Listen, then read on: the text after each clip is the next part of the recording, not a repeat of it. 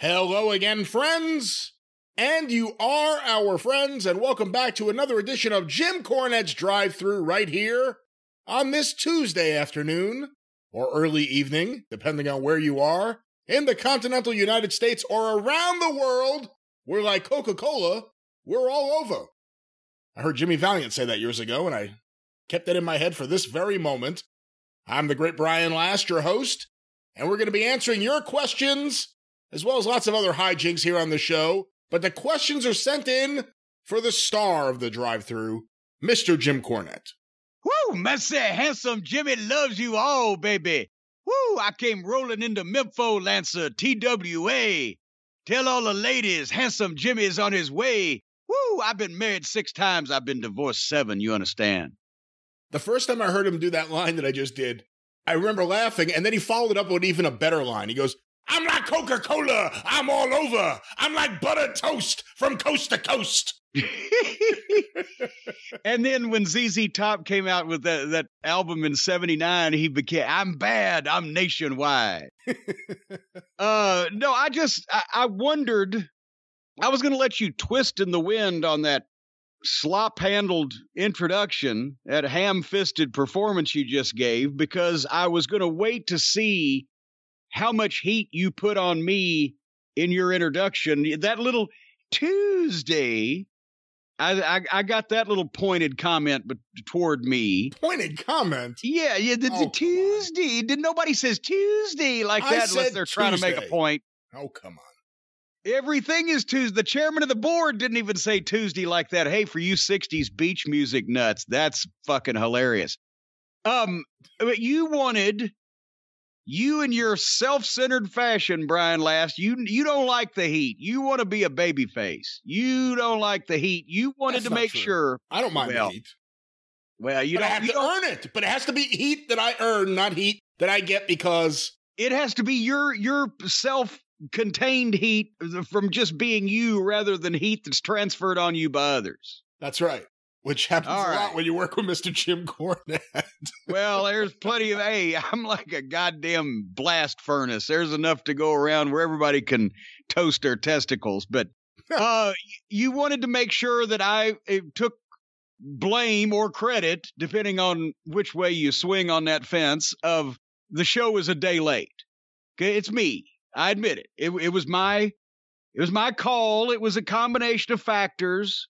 And I mentioned I took credit for this on Twitter, or blame, to make sure that no heat would be thrown your way.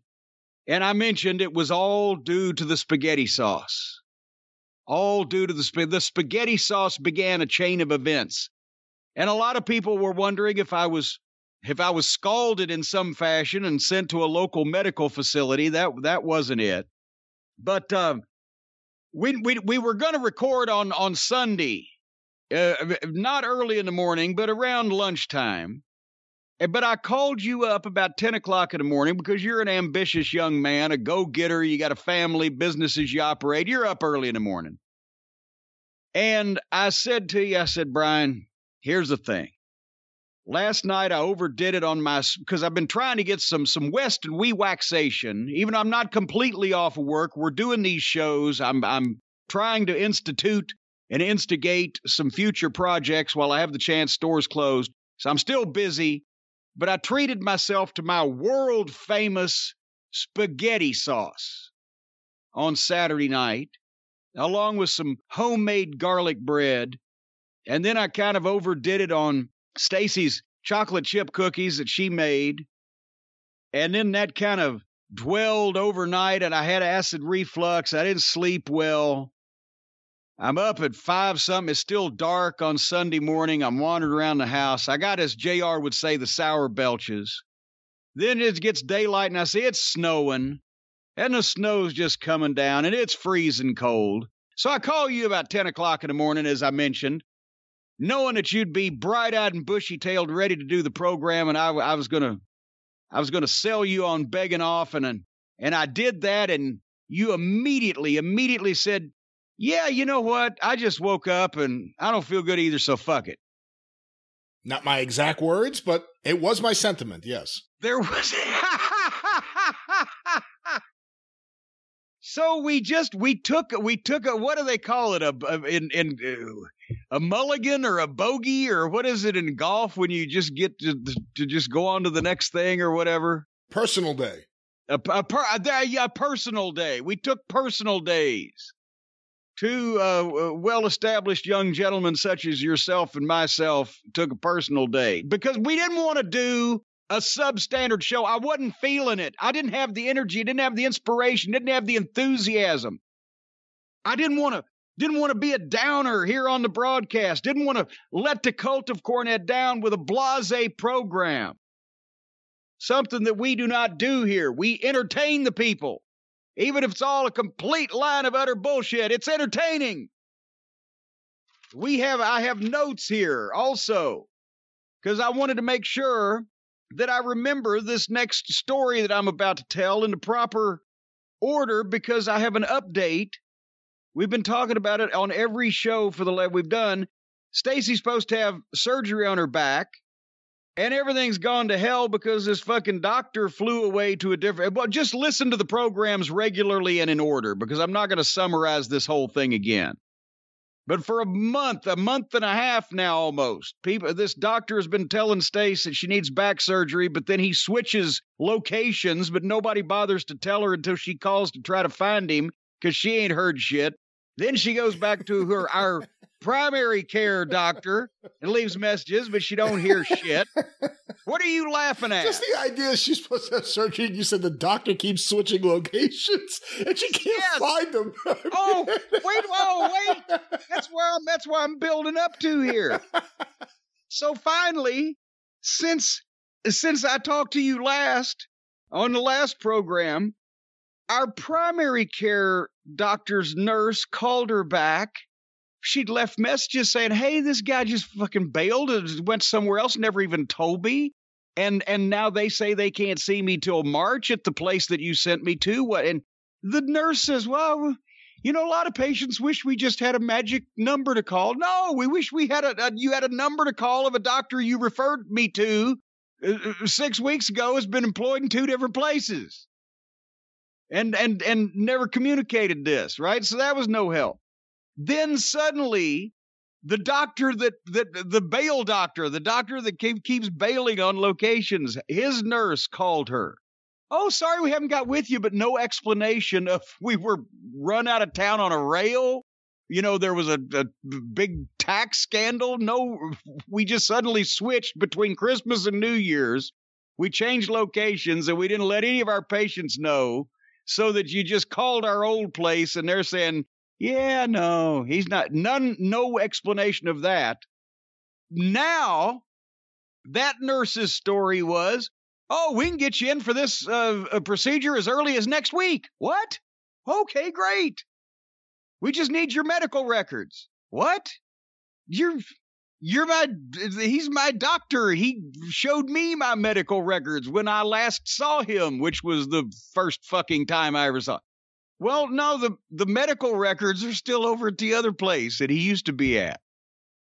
They're supposed to be sending them over, but they're slow about it. So if you just went over in a pandemic, this back doctor's nurse is suggesting that she go out to a place that he used to work, and here was the actual word used, Brian. Just demand your records. And demand what? What kind of cloak and dagger bullshit is this?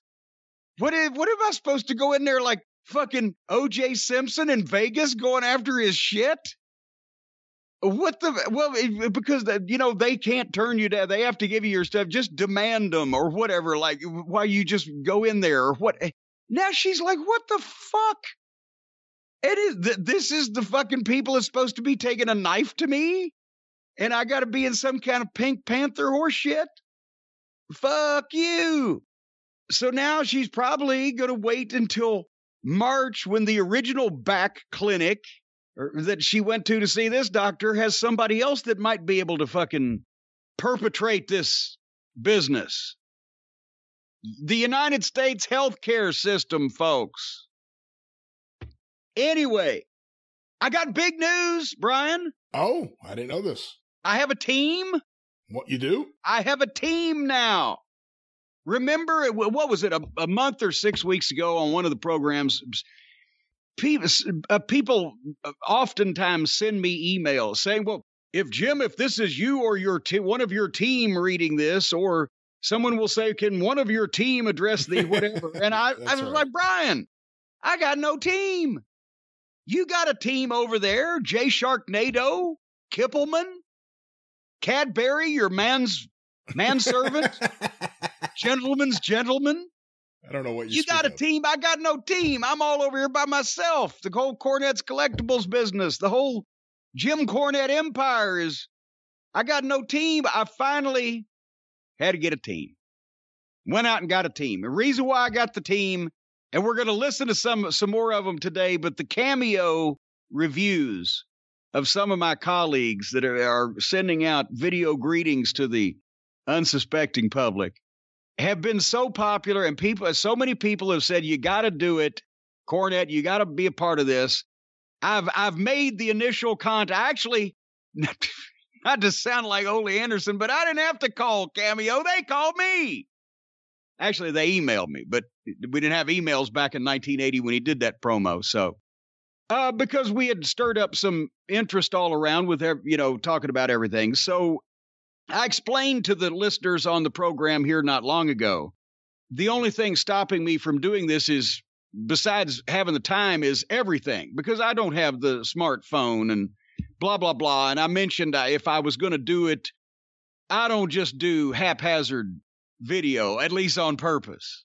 Some of it has been in the past. You can find examples of it, but it was supposed to be good going in. So I would have to have, professionally shot with a cameraman, and we'd go to some links here at the Cornette Studios here at Castle Cornette to, make sure everything looks okay. So anyway, the Cameo folks are happy to have me aboard when I have made these upgrades and got all this stuff. And we're going to be talking about it more as it goes on. Don't expect it anytime soon. We're still taking the brief time off from the store, and I have some other projects to get moving, but we're going to be doing that. But I went out and I got a team, a guy who can get the phone, a guy who can shoot the stuff, a guy who knows all about this. He's a technical genius. He's a local man here, a wonderful fellow. I don't know whether I've ever mentioned him to you before, Brian. Hotchkiss Featherbottom. I have no idea who you're talking about. He's a technical jewel. He's been involved. He's been involved in music, and he does technical projects with the various the equipment they do in the video and the audio and all that type of thing. And also he's a technical genius. He'll be able to operate your smartphone. He's a technical genius. He can operate a smartphone. He showed me one. He's got one, so I know he's perfect. And he's got his own cable access TV show here. That's why he does all the audio and the video. It's a show that focuses on cooking and punk rock. It's called The Velvet Colander. And Hotchkiss has been the host of that for, I think, 14 seasons now. So anyway, he's going to be the guy that's going to be the technical guru behind all of this. So we're getting that moving. In the weeks to come, we'll have more information on that. But it's going to be first class all the way. I assume with you having a team to help you with Cameo, you'll be able to avoid any unfortunate wardrobe malfunctions. Like, apparently everyone in the world sent us this past week with the former Virgil or Vincent or Soul Train Jones on Cameo. Well, now, it depends on what you call malfunction. Now, I still maintain that old Janet Jackson knew what was happening at the Super Bowl when her shit came off. Yeah, she did. She did. Yeah. Well, in that case, it's the same kind of malfunction as Virgil's, I think. I believe he was just he was having a ball. He was just... So you think he intentionally was having his testicle out while on Cameo? Yeah, I think he was just having a ball. I think he was just wanting to see if anybody noticed. Are there any nudity rules on Cameo? Can you just drop your pants? I don't plan to. Could you? As a matter of fact, that may be a higher tier charge. That's right. Or maybe a lower tier charge. Or it just depends. Yeah. Or maybe they'll pay you not to do that. Maybe you can charge more for the ones that don't contain nudity. we're going to be investigating all of this stuff. Well, that's it. All right, this is your show. It sure is. And by the way, so the Cornette's Collectibles store, since now we have no idea whether she's even going to have this fucking surgery, at some point she's going to have it, but we're going to open back up in mid-February, pretty much like I planned originally after I've restocked and gotten these projects underway here. So I'll have some new products and merchandise and services for the folks this year. I didn't have time last year because of selling the shit out of the old stuff. So we're working toward that, but it's sometime in mid-February. Check back with us every week, and I'll give you updates. Now it's your show. Well, it is my show, and we have lots of questions, of course, sent in on Twitter using the hashtag CornyDriveThru or via email to CornyDriveThru@gmail.com. But before we get going with any of the questions and hijinks this week on the show, I know you have another update. I think it's our second update now on this subject. Oh, this is constant now. And by the way, this is technically, because it was sent to the CornyDriveThru@gmail.com account that we have. So even though we're doing some cross promotion here, I just want to say I have never, in the past 25 years since it happened one time on one television program, I've never heard so much about my affiliation with the legendary Mantar as I have over the last 6 months, maybe 6 months to a year. People tweet the image or the clip. It's everywhere. Hey, everybody's told a story at this point. I guess it was a rib on me, or potentially maybe they did want to take him seriously and push him. And so they said at the sperm of the moment, at the last minute, I'm like, literally 5 minutes before he goes out, this Cornette, you're managing Mantar. Ah, shit, all right. And I go out, and that was maybe they saw that match and they said, no, we can't do this to Cornette. I don't know. But we've heard so much, right? So here a couple, and he was in the Omaha, Nebraska. Not the Omaha, Nebraska. It is statewide for the Nebraska Wrestling Hall of Fame, right? They go border to border out there in the Nebraska area. That's right. But anyway, he's in the Nebraska Hall of Fame. We reacted to that, and then that's when we found out why Sting was in it, because he was born in Omaha, Nebraska, and apparently, and so is Mantar. At least he lives out there for a good period of time. Ted DiBiase, Joe Dusick, Mantar. Yeah, it just, a classic, one of these things is not like the other picture. But anyway, then a guy on The Experience a couple weeks ago sent in an email with his personal Mantar story based on an outlaw show that he had worked on from some guy that he obviously was not a huge fan of. The promoter took every opportunity to knock him. And apparently there's more to the story. And we got another email with the counterpoint to the previous emailer's point, which also involves Mantar, but presenting it from another slant. And before we read this email, for the people who, and why in the world are you listening to this program, you don't listen to The Experience, or vice versa? I really don't know. But if you didn't hear The Experience, where this original email was read, we're going to play that clip, and then we're going to come back with the rest of the story. Well, this is an update about a show in Illinois. Its subject is hilarious Mantar story, which that caught my eye. I'll let y'all be the judge of whether this story is hilarious or even has any basis in fact whatsoever. It could be mere fabrication. We have no idea. Do you think Steven says I've got it covered by now? Because it's going to be slanderous? Okay. I don't know. Could be completely fabricated. We don't know. Hello, Mr. Cornett. I'm a big fan and love your podcast. I heard you talking about Mantar recently, and I have a hilarious story about him that you might find amusing. Well, first it was hilarious, and now it's merely amusing. In 2012, an acquaintance of mine from years ago, who is one of the slimiest promoters you will ever see, named Sean David Hubbard, ran a show in Sterling, Illinois. I went to this show to hang out with some friends who were on the card, and because Mantar was advertised for the show. Now, this show was a clusterfuck from the day that was announced, because he first advertised 30 matches, which people called him stupid for doing, of course, and because of his reputation, the vast majority of them wouldn't show because they knew they probably wouldn't get paid, LOL. The building in Sterling the show was at is a very nice building that can hold about 400 to 500 people when full. I say that because Hubbard did almost no ads for the show, only posters, and didn't even cover the entire town. No local radio or local TV, nothing. He also didn't have any money to pay the boys and planned to do it out of the house. The day of the show, I get there and it's all set up and looked nice. We're waiting for Mantar to show up, and finally he pulls up and we meet him, and he was a really nice guy, sweet as can be. Hubbard comments that the fans will go nuts when they see him in the Mantar costume. I don't know if nuts would be maybe the right word, but... And all of a sudden, Mantar informs him that he doesn't do that gimmick anymore and hasn't in several years. Hubbard, the genius he isn't, didn't check with him when he booked him to see if he would do the Mantar gimmick. Instead, he was doing a complete ripoff of Killer Kyle. What? Of Killer Kyle. I guess a suit and the sunglasses like a Big Bubba, you know.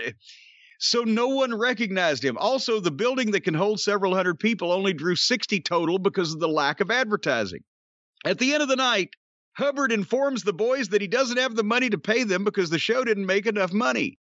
Mantar then gets visibly pissed and says, and I quote, "You wait right here, you little shit, and I'm going to go get my gun, and when I get back, if you don't have my money, I'm going to shoot you." Now he's doing Jim Cornette. Yeah.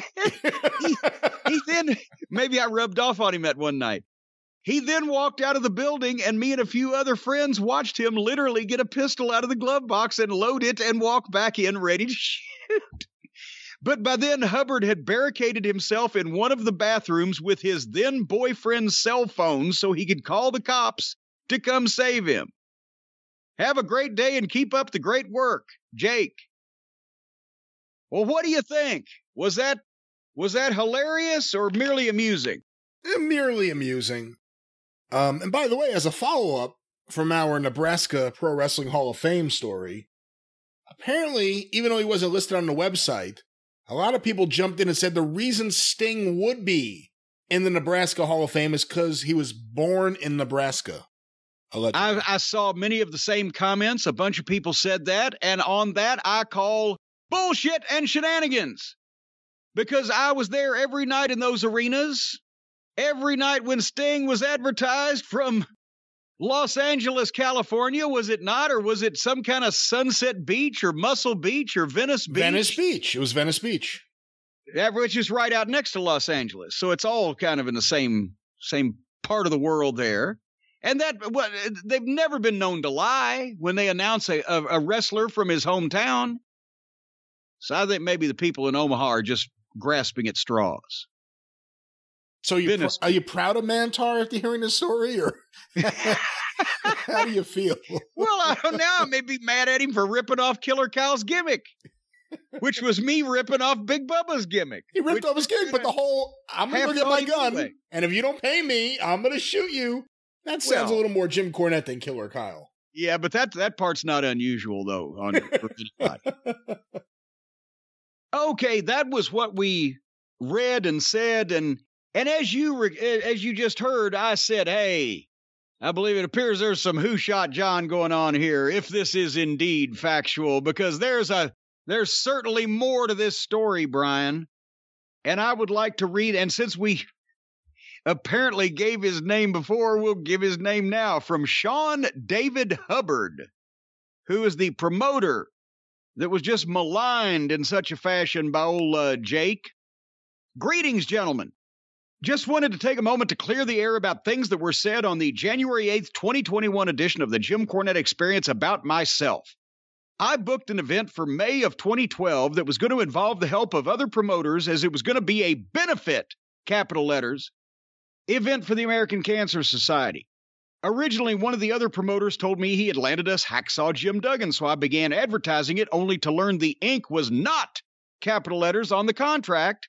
So I acted quickly and began doing what I needed to do to save the event, which in turn we also lost Cowboy Bob Orton Jr. for this event because of a falling out he had with another one of the promoters involved. How many people were in on this promotional mud show gangbang? I was told by a wrestler, well, right there, those are 6 words. that always preface doom. I was told by a wrestler that Mantar would be returning to Raw for Raw 1000 and was even given falsified capital letters. So you know it's true if you put it in capital letters. Falsified documentation as such. How would you falsify documentation that you're going to be returning to? Anyway, I guess there's people who would do that type of thing. Falsified documentation as such. Thus, I booked Mantar for the aforesaid 2012 event. Mantar was to have been booked in Iowa on the night before this event, kind of doing a double shot. Yeah, that's kind of what that is. But that event was canceled, and Mantar demanded, capital letters, more money when the original quote was $250. So obviously now Sean David Hubbard here is being penalized because of the fact that the promoter in Iowa, apparently Eb Dawson, didn't have his shit together. Whatever his name was, and that'll turn out, yeah, it was old Eb. Didn't have his shit together and canceled. Now Mantar does not want to come for one day out in the woods for $250. So Sean continues, I told Mantar I'd do the best I could, but could not meet his demands. Mantar still showed up at the event and proceeded to tell me he would not, capital letters, be doing the Mantar gimmick per our agreement, as he did not, capitals, want to get into trouble with WWE. This was the first of many red flags to come up. The other was when one of my security guards said they allegedly saw him snorting some kind of substance in his car in the parking lot of the venue. He told me he would be working as the Turkish terror Mad Mustafa. Which... a gimmick even less known than Mantar. Yeah. Well, most local guys from Omaha eventually switch over to being Turkish terrors, Brian. Anyway, when Mantar arrived, I paid him $300 cash. Throughout the night, he demanded, capitals, I pay him his demand, even if it meant screwing the boys a pay completely. Advertising was done for this event, but not to the degree I'd done in the past or would do now, as one of the backers I had at the time was being stingy to the point that the agreement I had with said backer was not, capitals, lived up to. Thus, there was not, capitals, enough money to pay the boys in full, capitals. However, capitals, every guy or gal left with something, capitals. And then apparently something gets skipped here because Mantar was removed from the building by the authorities after threatening to do physical harm to my mother and father, who had nothing, capitals, to do with this situation at all. Due to his threats and not wanting to comply with our agreement, he was not, capitals, allowed to wrestle on the event. I don't ever recall seeing a gun or hearing anything about it, and it is my belief, had the police known he had a gun, he may have been arrested for it. This is not something I am proud of by any means, but I wanted to set the record straight. Also want to debunk the fact that Mantar didn't do the Mantar gimmick anymore, because I have found 2 examples of such and actually know both the promoters he used the gimmick with. He picks and chooses who he wants to use the gimmick with and whom he doesn't. He's got to protect the aura of Mantar. You got to be choosy and picky with something like that, Brian, don't you? To protect the magical aura that surrounds that gimmick? Well, the aura that surrounds that head, that moose head or whatever it was.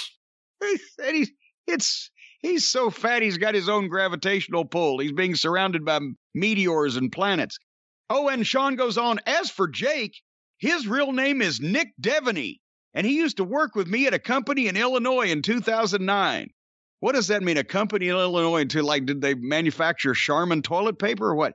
Anyway, Jake was also training but didn't make the cut, but has lied to various people about himself being fully trained and going to places like Mexico to wrestle. Well, once again, there you go. If you've been to Mexico, you know what you're doing. And then Sean includes links of matches of Mantar using the Mantar gimmick for other promoters after this event.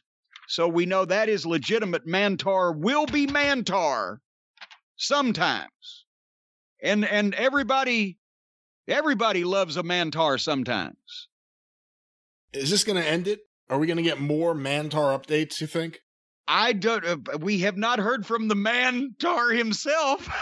Would you allow Mantar to come on the show and talk about his point of view on this sniffing in the car and terrible Turk. I don't know. We would have to find out if he's some right-wing lunatic now. You don't know who to trust. We don't want to spread that kind of thing around. But otherwise, who knows?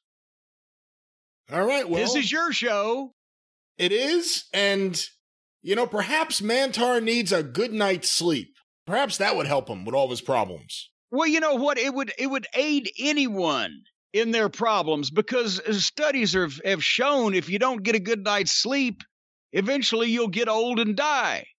And folks, we've talked about these fine people on the program here just recently on The Experience. We're talking about them now on this program because it's so mandatory that that the folks from Helix Sleep are making the best darn mattress you've ever plopped your booty down on. I don't know if they like the idea of asses being plopped down on there.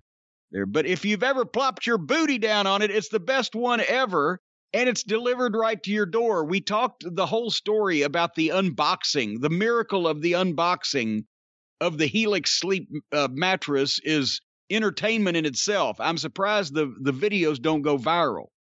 You will shit yourself because they deliver whatever size mattress you order in this box. What is it, Brian? Is it 3 feet long and maybe a foot and a half square? And it's shrink wrapped, it's vacuum packed.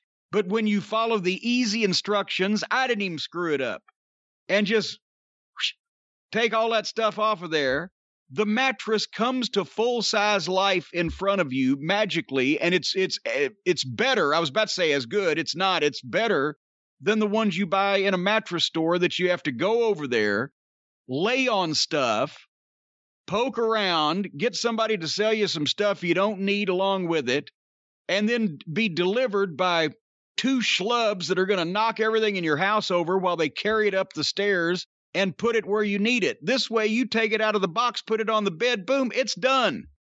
And one human being can do this. As a matter of fact, that may be why Stacy's back is so bad. I told her, I said, I'm joking. But anyway, here's what you do, folks. You go to Helix Sleep, HELIX, helixsleep.com, and you take a quiz. It takes you about 2 minutes to complete, but it matches your body type, your sleep preferences, the position you like on your back, on your side, whatever, to the perfect mattress that they have for you. They've got soft and medium and firm. They've got mattresses that cool you down if you get sweaty and hot when you sleep. They've got Brian, I used to be a candidate for this. I'm not anymore. But if you're portly, they've got a plus size, folks, mattress, Helix Plus. Whatever you need, they got. Take the quiz. They tell you which one you need. And there you go. Boom. And it's shipped right to your door for free. And if you go to helixsleep.com/JCE, take the sleep quiz. They match you to the mattress, which has a 10-year warranty, and you get it to try it out for 100 nights risk-free. They even pick it up if you don't love it, but you'll still be asleep in 3 months when you get on this thing. And you get up to $200 off all mattress orders and 2 free pillows for our listeners. helixsleep.com/JCE.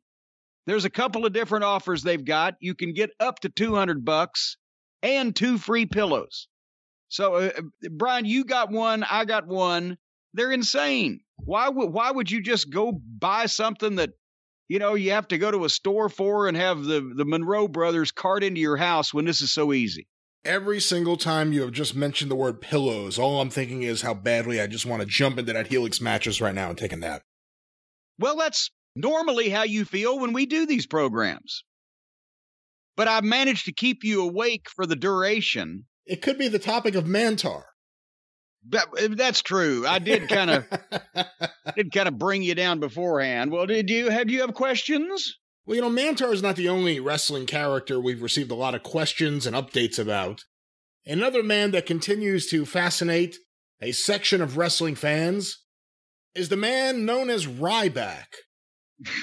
I don't know if you've seen any of his recent comments. Well, I thought you were asking because I got a number of tweets and a number of emails when I tweeted him about one of the more recent stupid things that he said. So what is your question about? This one was sent to CornyDriveThru@gmail.com from Jamie Murray in Glasgow, Scotland. I was wondering what your thoughts are on Ryback's recent claim that he could destroy Paul Heyman on the mic. Hold on, I have in a quote here. I guess someone tweeted to Ryback on Twitter, "Thoughts on Paul Heyman? I've always wished the pairing between you and him could have lasted longer." So a fan of Ryback and Paul Heyman, to which Ryback replied, "Paul was a piece of shit and he knows it.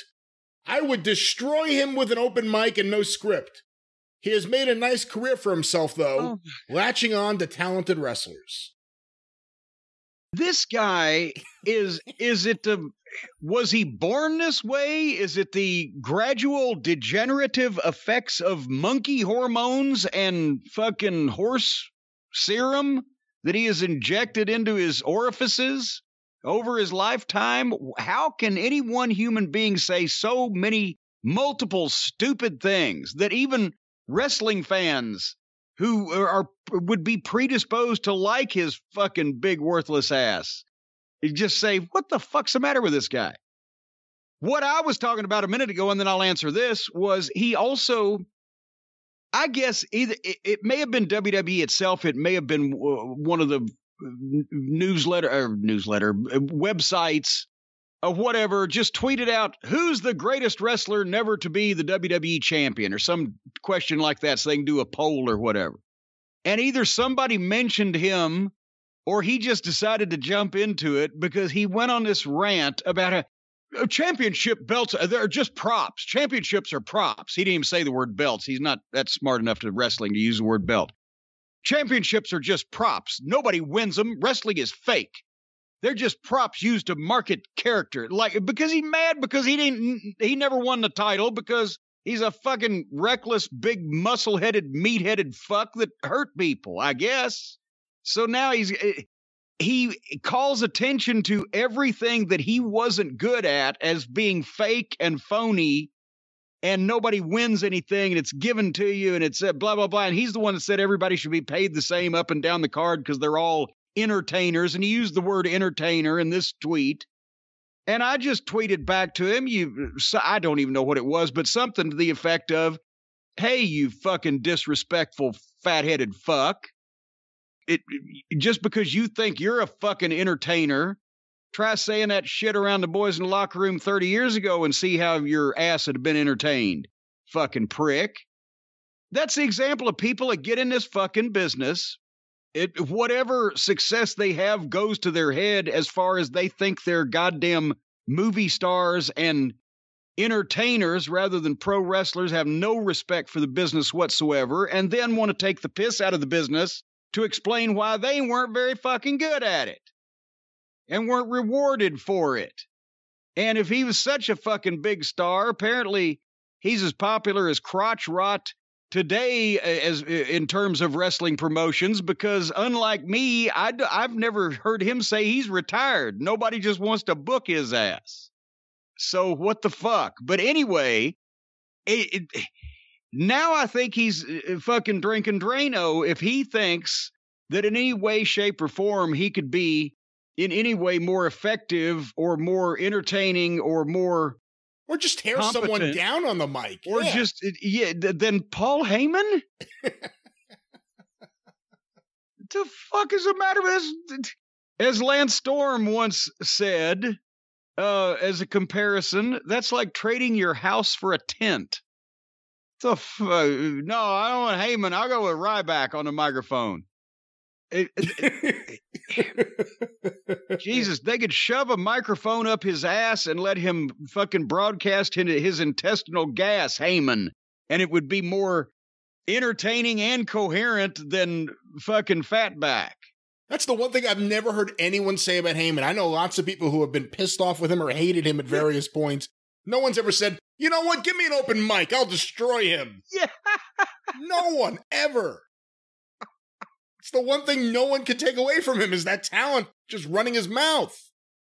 Yeah, it's like, fuck that Genghis Khan, but what a physique he's got, right? You get the one thing you can't say bad. Yeah, I've never fucking met this guy and probably never shall. Old fatbacks. But I don't know what's the matter with him. We have another quote from Fatback.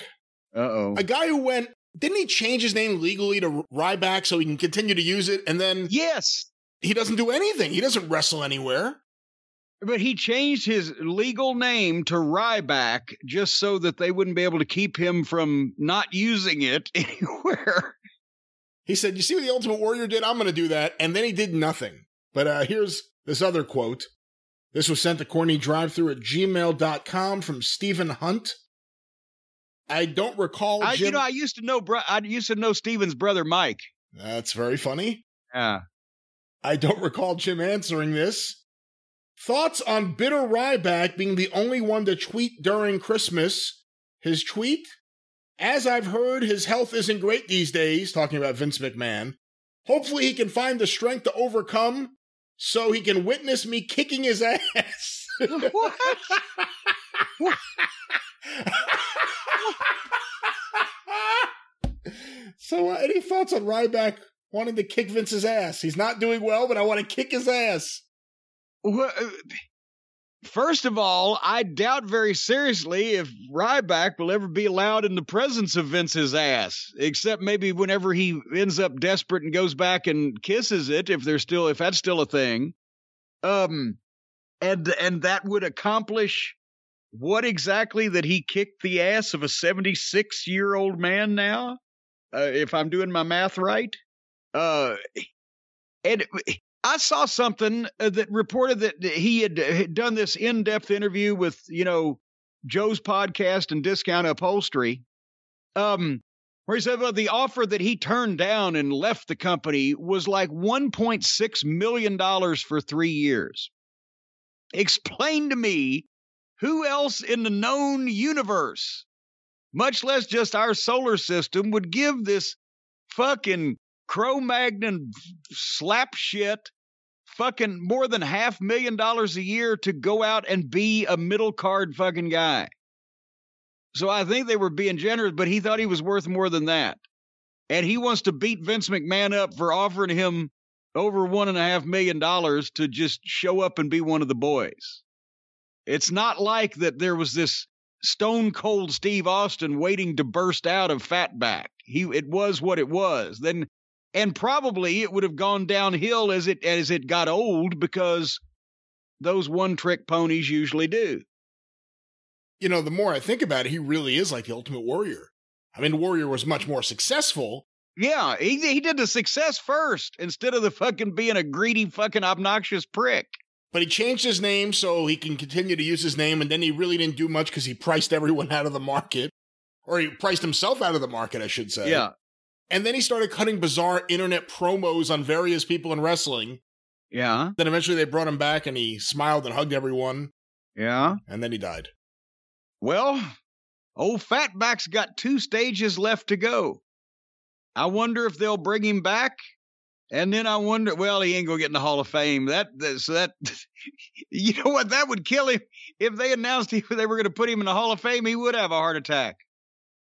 Our next question, Jim, sent in on Twitter using the hashtag CornyDriveThru from Bronco Bronson. What are Jim's thoughts on the winners of Pro Wrestling Illustrated's annual awards for 2020? And I have a list of some of the winners here. Okay. Wrestler of the Year, Jon Moxley. Well, I mean, I guess I can understand that, because if they want to appeal to the most diehard magazine buying audience, and now let's have we prefaced this? I guess we should by saying this is Pro Wrestling Illustrated. It's not like Sports Illustrated magazine, more like Sports Illustrated website. This was voted on by whoever fucking wrote the fucking piece. Well, that's what I was going to ask you. Based on what you know, and again, it's different now than when Bill Apter was there. It's a different management, different ownership. But how were the year-end awards put together and tabulated? Were there any votes that were actually counted? Was it just, here's who we're going to make the winners? I was about to say, what are you fucking rip? Now, when Bill Apter was doing it, I know that he told me in most cases, that whoever won the big awards would win the big awards. They'd work the vote count because they didn't really get that many votes. But also there always has been an eye toward who's going to sell magazines. I guarantee you, even if Hiroshi Tanahashi, who's the New Japan guy? Tanahashi. What's his first name? I think it is Hiroshi Tanahashi. Hiroshi. Okay, I almost got it right there. If he won, he probably wouldn't get the cover. He might get a little box or whatever. They want to sell magazines. So if there was some concerted write-in effort or whatever for some outlaw guy off of Impact, no, they're still not going to do that. But anyway, it's fan voting, or at least it used to be, possibly futzed, mixed with who can sell magazines on the cover, etc. As far as I know. That must have been hard for Bill Apter all those times he was around Crockett Promotions, knowing he controls the year-end awards, and Dusty being there, and knowing Dusty's ego. Dusty had to have said, hey, baby, Wrestler of the Year. Wrestler of the Year. It had to have happened. Well, nobody wanted to admit that, but no, actually, I'm sure a bunch of people said it to Bill Ribbon on the Square. But anyway, point is, the WWE guys, probably are not as hot to the magazine selling crowd, because also if any legitimate votes are going to be votes, obviously, from people who buy the magazines because they're voting to the magazine. So one would think that the more diehard magazine population would be skewed toward AEW at this point in time and the independents rather than Vince. Tag Team of the Year, the Golden Role Models, Sasha Banks and Bayley. Oh, good Lord. But then there's probably an exception for the girl wrestling fans. Match of the Year, Kenny Omega and Adam Page versus the Young Bucks at AEW Revolution. There you go. That proves the point that I just made. That was a good match, though. That was a good match. Oh, come on. It was a good match. You even admitted it when we reviewed it. You said it. I said it was the best example of what the Young Bucks do, whatever that may be. Feud of the Year, Bayley versus Sasha Banks. Well, I thought they were the Tag Team of the Year. They are both Tag Team of the Year and Feud of the Year. Oh, good. Is that not even Women's Feud of the Year? That's just Feud of the fucking Year? Just Feud of the Year. In all of professional wrestling, the hottest program between two individuals that drew the most money and or gained the most attention and or had the most credibility as two people trying to rip each other to shreds was Bayley and Sasha Banks. Well, here's a question for you. I mean, the way you just phrased it, considering it was a different year, 2020, what other candidates are there actually for Feud of the Year? God, Jericho and Sanity? Well, Sanity won that. But I mean, even, for people who followed closely, they couldn't come up with anything better than that involving the champions, involving the fucking major Randy Orton, Drew McIntyre, fucking Jesus Christ. Ugh. The only other ones I could think of that were pushed as top programs, although the matches didn't always work out. Edge and Randy Orton, and then maybe Roman Reigns and Jey Uso. The Reigns and Uso, there you go. At least it was grown adult men. Most popular wrestler of the year, Orange Cassidy. And I believe he did get the cover. Oh, what? He got the cover. I thought they'd have the wrestler of the year on the cover. No, most popular wrestler, Orange Cassidy.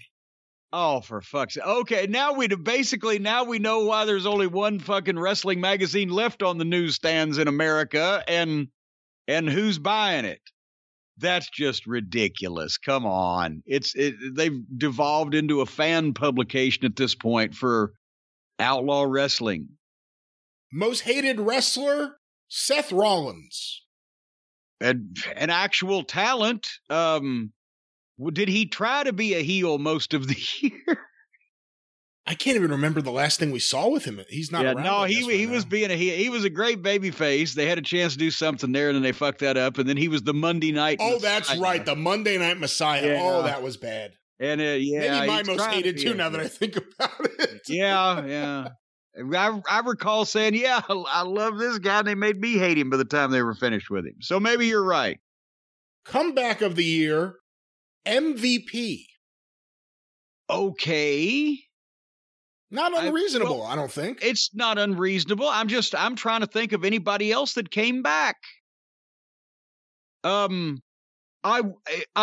reason Goldberg. Well, okay, there you go. MVP, when I think of comeback, I'm thinking like, did somebody come back and actively wrestle and fucking get back into the fucking mix? MVP came back as the manager of the Hurt Business. He may have wrestled a match or two. I don't think they featured him as a dominant performer, but it's not really a comeback as much as, did he ever say, I quit the wrestling business entirely? He's a manager / agent. I'm splitting hairs, possibly. Yeah, I mean, it's definitely come back on a national broadcast. I don't know what he was doing for a few years there, but he may. Well, but he's not coming back to. He's not coming back to what he did before. He's coming back to do something else. So, is it a comeback? If you all of a sudden appeared on national television and had a good run for a year, let's say, would you be eligible for comeback of the year? Well, probably, because whatever it would be, I've done it before. So okay, so that's your qualifier. Back to it. So that's your qualifier. Okay. So I would be coming back. If I managed, I'd be coming back to managing. If I announced, I'd be coming back to announcing. The only thing that wouldn't qualify as a comeback is if I actually wrestled and went all the way to the top. Because that's the only thing I never did at a high level. So that wouldn't be a comeback. Most improved wrestler, Drew McIntyre. Yeah. I don't see what was wrong with him to begin with. I think they're conflating most improved with just he actually got a real good push. Is he tremendously better as a performer now than he was last year, or did they just start using him? Isn't that a more of an award for a young guy who really, by leaps and bounds, improved his game? Indie Wrestler of the Year. God damn it, they even have one of those now? Warhorse. No. No. You mean to tell me that now not only does Whorehouse rule ass, but he also rules the PWI Outlaw Wrestler of the Year award? We just heard him cut a great promo on a cat recently on Cameo. That's probably the first pussy he's spoken to his entire life. All right. With a fucking slogan like he rules ass? Well, he rules PWI this year, but inspirational wrestler. The ass ruler is the indie wrestler of the year. Okay. Inspirational wrestler of the year. Now, wait a minute. Before you say that, this is an award that in the past has been given to some serious, but Magnum TA, when I believe the year that he walked out to the ring at the Crockett Cup about a year and a half after his accident. He got it one time. People who have had Brian Hildebrand health issues, Brian Hildebrand got it. So this has to be serious. This can't be an AEW fucking fetish thing. Shad Gaspard.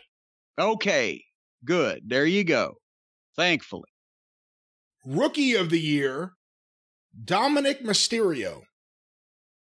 Wow. You know, I gotta say, that's one of the things with the Observer Awards. Every year when you see the list of Rookie of the Year, I feel like each year it's less and less people I've seen or heard of. And there aren't a ton of candidates you could think of for 2020 for Rookie of the Year. How long's Austin Theory been in the business? He's been in the business for a few years. Well, not on national TV, obviously, but he was wrestling for Gabe and Evolve. Yeah. Who were the other rookies this year besides Dominic Mysterio? Maybe Anna Jay, if I had to think of someone who, I think when she had that big match with Sheeta during the pandemic taping. That big match was Sheeta. Well, no, it was the match that put her on the map. Frazier too. It was the match that made everyone notice her and go, "Oh my God, they should sign her. She's great." But that was like only her 6th or 7th match, I think. So I don't know if that. I mean, technically, I guess she would be a rookie there. Who else is a rookie? There aren't that many. I mean, I can't believe it. NXT we watch every week. Is there anyone who just started wrestling that they put on there? I don't know. No, see, and actually, Davo Kato. Oh, good God. You know, that's a good point, because you could actually see the legitimate rookies when OVW, put them on television. They were legitimate rookies. Brock and Shelton, Cena and Nora, all those guys. But now they're the ones that make NXT television, and rightfully so, because it's national TV, and you don't want to just put these guys out there to just shit the bed in front of everybody. That's why local television is a thing. But now they've been in the program for long enough that they're not even rookies the first time you see them on NXT. So you don't see a lot of, and obviously, there's no diamonds in the rough rookies out there on these outlaw shows and independent shows, even if there were any this year with COVID, or more than there are, because nobody at that level is being trained right. So they all just look like guys in their first fucking semester of wrestling school. So there are no outstanding rookies these days. And finally, the Lifetime Achievement Award goes to 2 different people. One, I'm going to assume they spelled the name wrong here in this post. Alundra Blaze, although here it says Alundra Blaine. Oh, good Lord. And Stu Sachs, who just retired this year or last year from PWI. Yeah. Well, wouldn't you know who won the pony? Did you know him at all? Yeah, I mean, we've corresponded, but, Apter's the only one of the bunch of them that ever really traveled. So he's the one you'd see pop up. But no, well, that's nice. They gave Stu Sachs an award, and Alundra Blaze, Medusa, Lifetime Achievement. Got nothing wrong with that. As a matter of fact, she could kick the shit out of fucking pockets. So they probably should have given her that one too. As a matter of fact, she could kick the shit out of most of the fucking guys on that list. We should do awards, the Corny Awards. For everything we cover and everything we talk about. We should have an awards show here on the podcast. Well, when do they do the Academy Awards? Because this is all bad movie acting now anyway. I'm not sure. Sometime in April, right? I don't know. Well, we gotta come up with some corny awards for the best thespians and lesbians and all them in the wrestling business these days. Get them a nice acting statue. Well, here's the question. Is it just things that we've watched on wrestling, or is it also things related to the actual podcast? Well, which way are you going here with this, my fine? We can go any way we want. It's our award show. Well, then pitch me some ideas. How about that? Best rant of the year, funniest segment of the year. Oh, I don't want to give myself awards. No, but I mean, that's what I'm saying. Are we having voting, or are you just giving out the awards? You pick I might them. just give some awards to some fucking horses' asses that goddamn need a good fucking verbal drubbing. I might. I don't know. If I have time to think of them. If I don't, I won't. Best COVID denier. Wrestling has some real candidates there for the last year. Here's the one thing we can't give out the worst awards, because there would be no way that we'd have time to sort through every candidate for a worst of something in wrestling. Well, we could do the best worst. Who's the best worst wrestler in the business? But then you have to look through all the worst of the worst to come up with the best of the worst. Well, no, it's just based on what you've covered over the year. It can't be all the things you didn't watch. Well, but then also here's the problem is, in what way are we talking worst? Now, is it... Well, it depends. If we're having voting, people will decide, or if it's just you deciding what the worst is, it's based on what you think the worst is. Well, but how are we going to approach this being the worst? Now, for example, you got guys that look like $1 million, that their work is not as shitty as these guys that look like Ned, but because they look so good, people expect more. So are they worse than the fucking dwarf dong suckers of the world that you can look at them first and say, yeah, that guy's the shits. Whereas some of these other guys, they look good until they move. So who would be the worst there? We'll have to give this a lot of thought. All right, well, we'll see what we can come up with. And of course, this being a small business, and I'm sure PWI at this point is a small business, all the other magazines and getting smaller if they're putting fucking pockets on the cover of their magazine. Well, perhaps they need some help with their business management, and we know someone who could help them right now. That's right, because another of the fine friends that we have on this far-reaching program to make your life easier are the folks at NetSuite and netsuite.com. That's NetSuite.com. If you're a business owner, you don't need us to tell you that running a business is tough, because if we paid any attention to ours, it would be hard for us too. But you might be making it harder on yourself than necessary, folks. Don't let QuickBooks and spreadsheets slow you down anymore. They've always been a problem for me. It's time to upgrade to NetSuite. You can stop paying for multiple systems that don't give you the information you need when you need it. And I hate to be in the dark about what I'm talking about. Ditch the spreadsheets and all the old software that you've outgrown, because it's a new day, baby.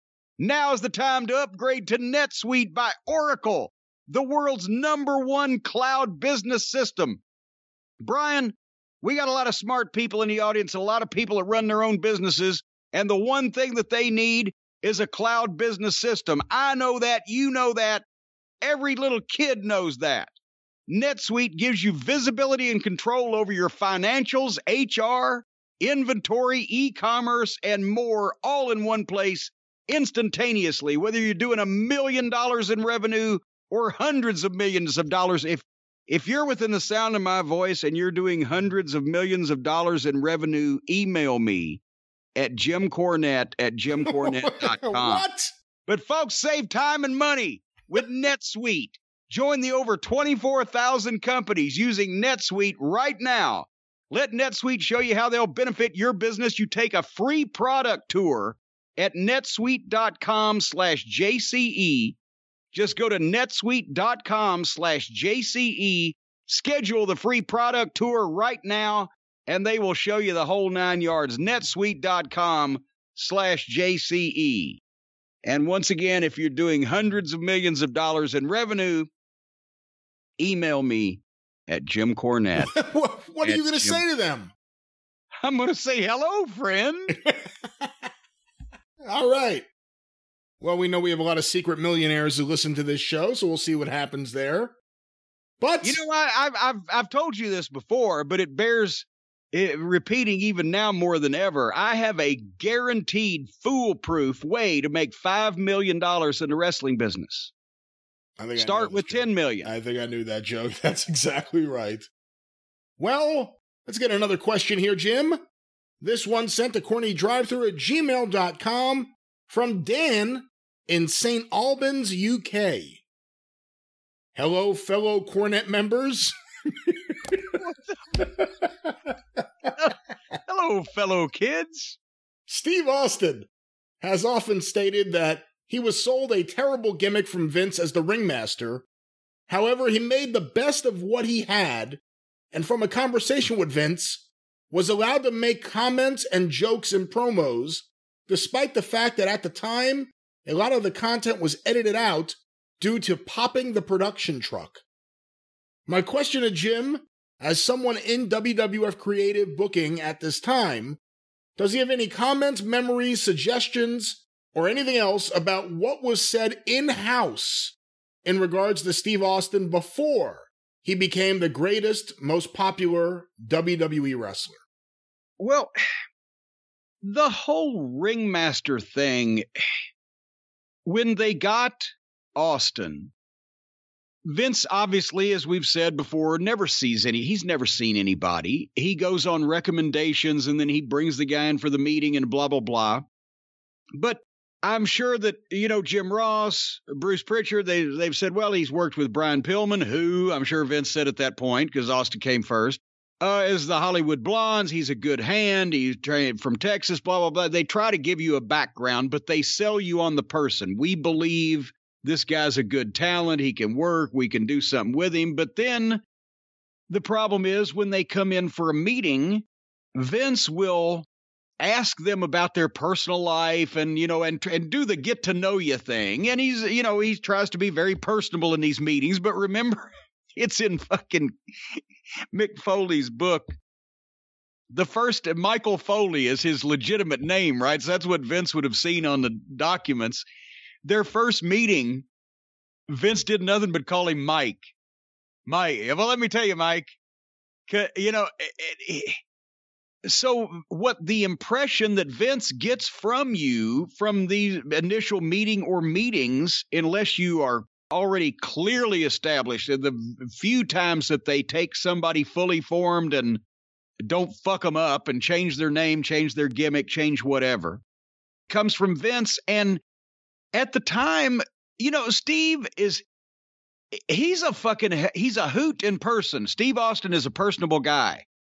But I'm sure in a situation like that where he's meeting with Vince, he's not real comfortable. Steve Austin is also not a guy of a million words unless he can come in and just be in a social situation and be himself. He wasn't going to go in there and go, not to toot my own horn, Vince, but toot toot and all that stuff.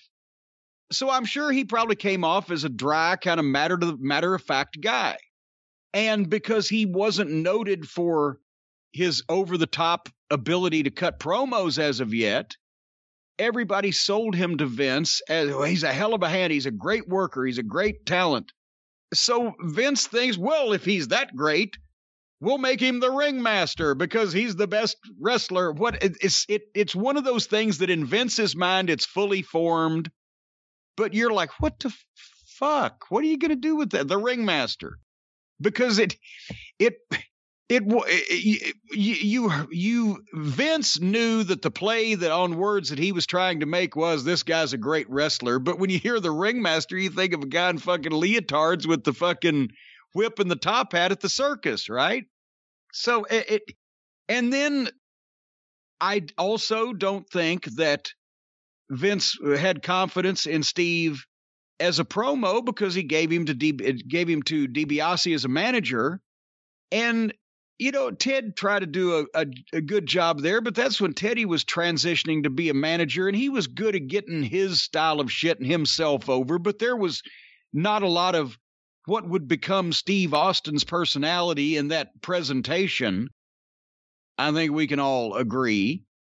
So it was an example of having a great guy, but I'm going to go off on a tangent here. Somebody recently in an email said they like the tangents. I know Vince is a busy man, and he always has been. He's run a big company, blah, blah, blah. But he's got a lot of people working for him. Every company I ever ran it was me, myself, and I, and the entire booking department, or no matter how busy I was or whatever, I never brought a guy into Smoky Mountain Wrestling unless I'd seen him work and had an idea how to use that individual person.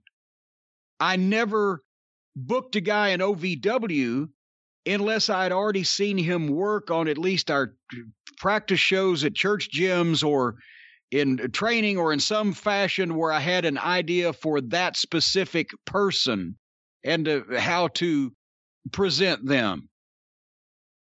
Vince would sign guys and then start from scratch, which is it's insane to me.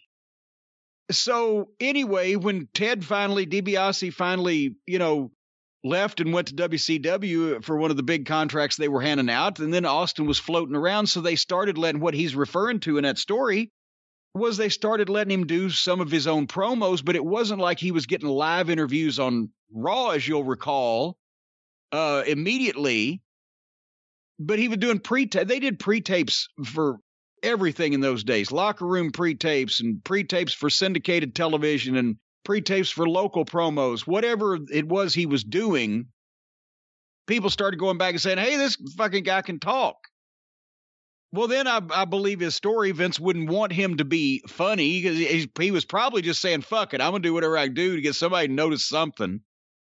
But then finally, when they got their heads out of their ass as to what they had, and we were allowed to go with Austin instead of Triple H because he was being punished for being involved in the curtain call, so Austin gets to win King of the Ring. I'll be honest with you, here's a mistake that I made. I didn't want Jake Roberts to be in the finals against Steve Austin, and I can't even remember now who I wanted it to be, but I was like, fuck, I wanted Austin to be able to have a really good match to win the thing and get over, right? And I thought Jake is fucking overweight and undermotivated these days because we've told the stories about, even when Jake, that was the period of time he was on the creative team and still had not given up some of his other pursuits. That's the match. I thought the match would be the shits, but it gave, in hindsight, Austin a chance to do the Austin 316 line, which wouldn't have worked after the finals for anybody else. So I slapped myself in the face. But that's what it was.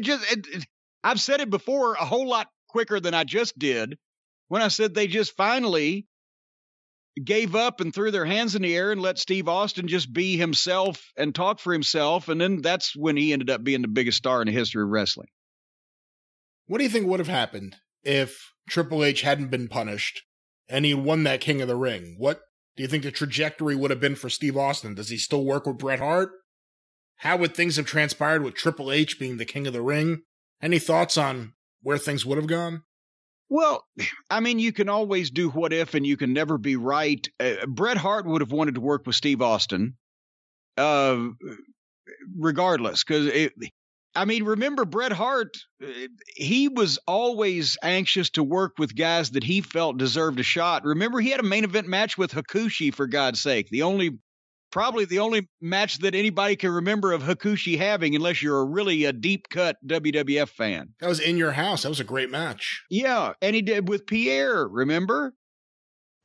He always wanted to work with guys that he thought were being underutilized, that he could elevate or whatever. So, yeah, Bret would have wanted to, as long as Steve Austin was in the locker room, guys would have wanted to work with him. And being at Bret's stature, that probably would have helped Austin some, but it would have hampered his rise if he hadn't won the King of the Ring, because he was starting to fucking get a little rumble anyway, and then boom, here this guy is, and that really kicked him off. It would have hampered him that he didn't get that opportunity. And the guys in the locker room would have been more anxious to work with him than maybe the ultimate booking. The buck stops here on the main booking head, Vince McMahon, wanting to push him. That'd be the thing. We could all say he's great, but the only reason he kind of got that spot is because of plans changing and him just being in the right place and talent kind of being down overall in that tournament for various reasons. And boom, and then the people started bringing the signs, and they loved the Austin 316. And the promo he cut on Jake, and it was, you can't schedule that kind of momentum. You can't just say, okay, in April, we're going to push this guy and it's going to get over like that. When you do something like that gets over like that on its own, you got to go with it, and you got to go with it then, or elsewise you're fucked, and you can't make it up or manufacture it. It is one of those crazy what ifs. Imagine if Triple H had been elevated at that point. It wouldn't have. I thought Triple H was being shoved down everyone's throat at that period of time anyway. Yeah, and he would be a lot worse off because he wouldn't have had that year to percolate and people get some of the fucking taste that they had out of their mouth, because he was only about, 6 months away from the hog pen match, wasn't he, at that point? Well, yeah, the hog pen match happened because of the curtain call. I thought the hog pen match was right before that. What else did they do? He did some stupid shit. I thought that was part of his punishment, was he had to go roll around and slop with Henry. God, it may have been. Well, he should have been more sloppy, because apparently he didn't learn his lesson. He went around and apologized to every one of the boys in the locker room, including me, for being a part of that. And I said, I accepted it and shook his hand. I said, you learned a lesson here.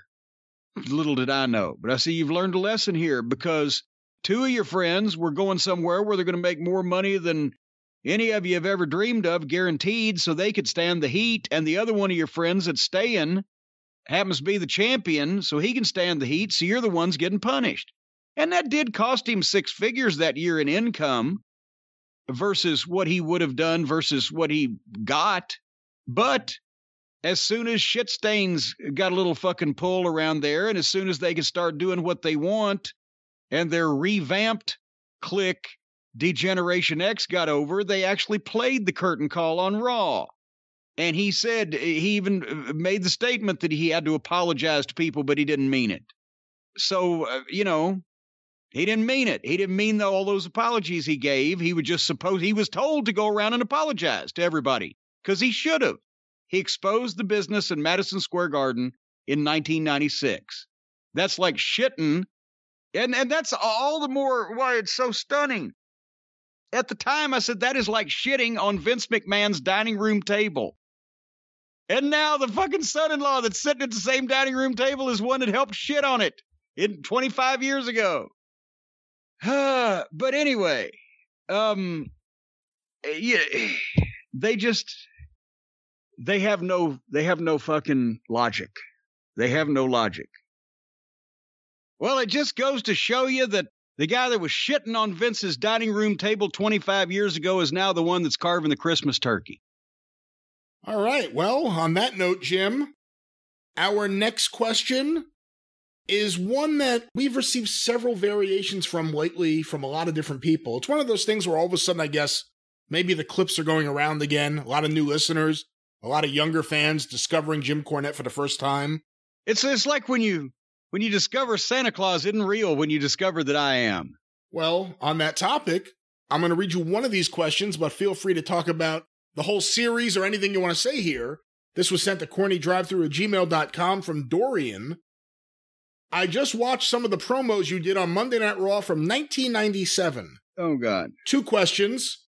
Firstly, was Vince aware of what you were going to say before you said it? And also, regarding the promo you cut on Phil Mushnick, where at the end of one of them you gave his work address and it was put on screen so people could tell him what they think, did you ever get anyone from the New York Post telling you not to do so? Not me.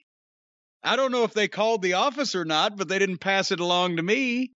There were some bright spots in those. The whole thing was just goofy that I was doing those promos, and I've told the story, but for the younger folks and the new listeners, I will attempt to recap in as concise a way as possible. I had done a call-in to Kevin Kelly's program on the WWF website, Byte This, B-Y-T-E, Byte This. The internet was brand new. Their website was brand new. They had an audio program that absolutely nobody listened to. And Kevin told me this. And I said, what do you want me to talk about? He said, well, let's talk about, because this is for like the really, really hardcore listeners. I don't know how many hundreds of people were listening to this thing. And he said, let's talk about the parody that they just did, because they had done the thing on Monday Nitro, WCW, where they Hall and Nash and those guys dressed up as Flair and Arn the Horseman, and they made fun of Arn for being a drunk and Flair for being old and whatever, and just blah, blah, blah. And so I said, okay. I said, we can say anything we want. And Kevin said, yeah, nobody listens to this thing. Okay, so I cut the promo that became the first Cornette's commentary. Eviscerating the NWO guys and taking up for the Horsemen, even though they're still WCW, different company, and talking about the lack of wrestling on both shows, etc. The clip that goes around, the initial one, right? I said that on Byte This, and then I went about my merry way. A couple days later, Vince calls me, and pal, what'd you say on Byte This? Oh, shit. Vince, they told me I could say anything I wanted to. Come to find out, more people had listened to and or commented on that program than all the other ones they had done to that point combined. And Vince says he wants me to do it on Raw. What? I said, Vince, did you listen to it? He said, well, I heard about it. He ain't going to. I guarantee you to this day, Vince McMahon has not sat down and listened to one segment of my audio or probably anybody else's. But I said, I was kind of putting the other company over, and he said, yeah, do it. It's he just wanted something that people would talk about, the Monday Night Wars, get attention. It was kind of shoot, but I knew not to just eviscerate the WWF. As I said one time to one of the production assistants, I said, I'm going to knock the WWF for pickpocketing and jaywalking. So when I hit WCW for arson and murder, it's not like I haven't said anything bad about this company. But I did that, and it got a bunch of attention or talk or whatever. And then Russo, of course, his thought was that, well, this is going to make this idiot Cornette an even bigger heel, because nobody wants to hear this shit. We want to see wrestling on a wrestling program, and these guys are disrespectful and blah, blah, blah. Well, they played it on the screen in the building that night at Raw, and I can't remember where it was, but it was an NBA building. It was, a sizable crowd, 10, 12,000. And they fucking popped. I was a babyface, which was not lost on everybody that already knew I was going to be a babyface, but it was actually somewhat lost on Shitstain. And then Vince would have me, oh, Corny, we need a commentary. But it would be when things came up, when the Phil Mushnick thing happened. It was right after Pillman died. Mushnick had written one of those just derogatory about the wrestling business in general and Vince and everybody else, and had taken Pillman's death as an opportunity to do that. And I didn't need to be asked twice to cut a promo on that fucking piece of shit. So we cut that one. And there were a few others, and as I've mentioned, especially on the first one, but for a couple of the others where I really went into someone like Phil Mushnick or WCW Heavy, Vince had me clear it with Jerry McDevitt first, especially the first one, but I'd already said it. So they wanted me to say it again. So I told Jerry McDevitt on the phone what I said. And he said, well, that's all either your opinion or conjecture, whatever, nothing actionable. Right. He said, but you can't go any further than that. I said, well, so for the first time ever, I actually wrote one of my promos down and put it in a teleprompter, or had them put it in the teleprompter, so that I wouldn't go too far and get us sued and only say what had been cleared by the attorney. But I still wrote it. And then they said they'd never had anybody read the teleprompter that quick at the studio. But problem was, he told me he wanted me to say like a 6 or 7 minute fucking deal I'd done. And they formatted it for 3 minutes. So I sounded like the Federal Express guy. Blah, blah, blah, blah. That's why it was so quick. And I think there were one or two others that I had to write clear, put on the teleprompter. There were a couple of others that I just did and weren't so time constrained and didn't have to be so precise and or not slander.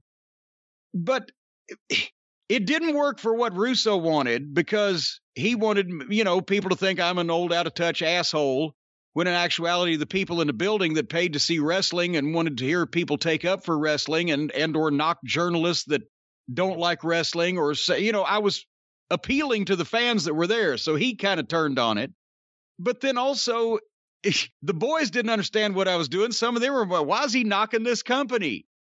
Well, so they didn't get it. Vince McMahon liked it because people were talking about it. But then it came up that they wanted me to start telling me what the subject was or what my opinion was of the subject. Not just, hey, cut a promo on that Phil Mushnick. Okay, I'm with that. Or say what you've already said before. Okay. It was, well, why don't you say that? And I didn't want them to tell me what to say, because the problem was everything I was saying was shit I legitimately meant. And somehow I was getting by with it. It didn't sell any tickets. It led to nothing because I wasn't even a television personality at that point. It just meant I had to go to the goddamn studio and do extra work. So I didn't ask to do them. I just waited until they forgot about it, and slowly they faded away because I didn't care to do the fucking things anyway. To me, it didn't add anything to the wrestling part of the program or any part of the program, except people wanting to see me take the piss out of what both companies were doing in the fucking way of wrestling. Didn't make any sense to me to be doing that. All right. Well, does it make sense to you to start your day with a good breakfast? It certainly does. I'll tell you that right now, because especially I keep starting my days earlier and earlier, to the point where now they start the night before. But you could eat this stuff 24 hours a day, folks. Our friends at Magic Spoon have come up with the incredible formulation for the world's only healthy, good-tasting breakfast cereal that you can eat all day long. if you're trying to cut down on the carbs and the sugar and the unhealthy stuff of all kinds, this is the way to start. 0 sugar, 11 grams of protein, 3 net grams of carbs per serving, and you can build your own custom variety box because everybody's got a different favorite flavor: cocoa, fruity, frosted, blueberry, peanut butter, and cinnamon. Keto-friendly, gluten-free, grain-free, soy-free, low-carb-free, GMO-free. What the fuck's it not free of? Good taste. It tastes like it's got sugar in it. You can eat it like candy.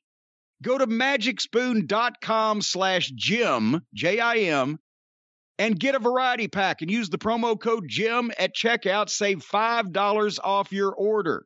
It's got the 100% happiness guarantee. If you don't like it, they'll refund your money, no questions asked. But if you don't like this stuff, there's something wrong with you. You can pour milk on it, eat it out of a bowl. You can eat it like candy. Trail mix, you can just snack on it all day long.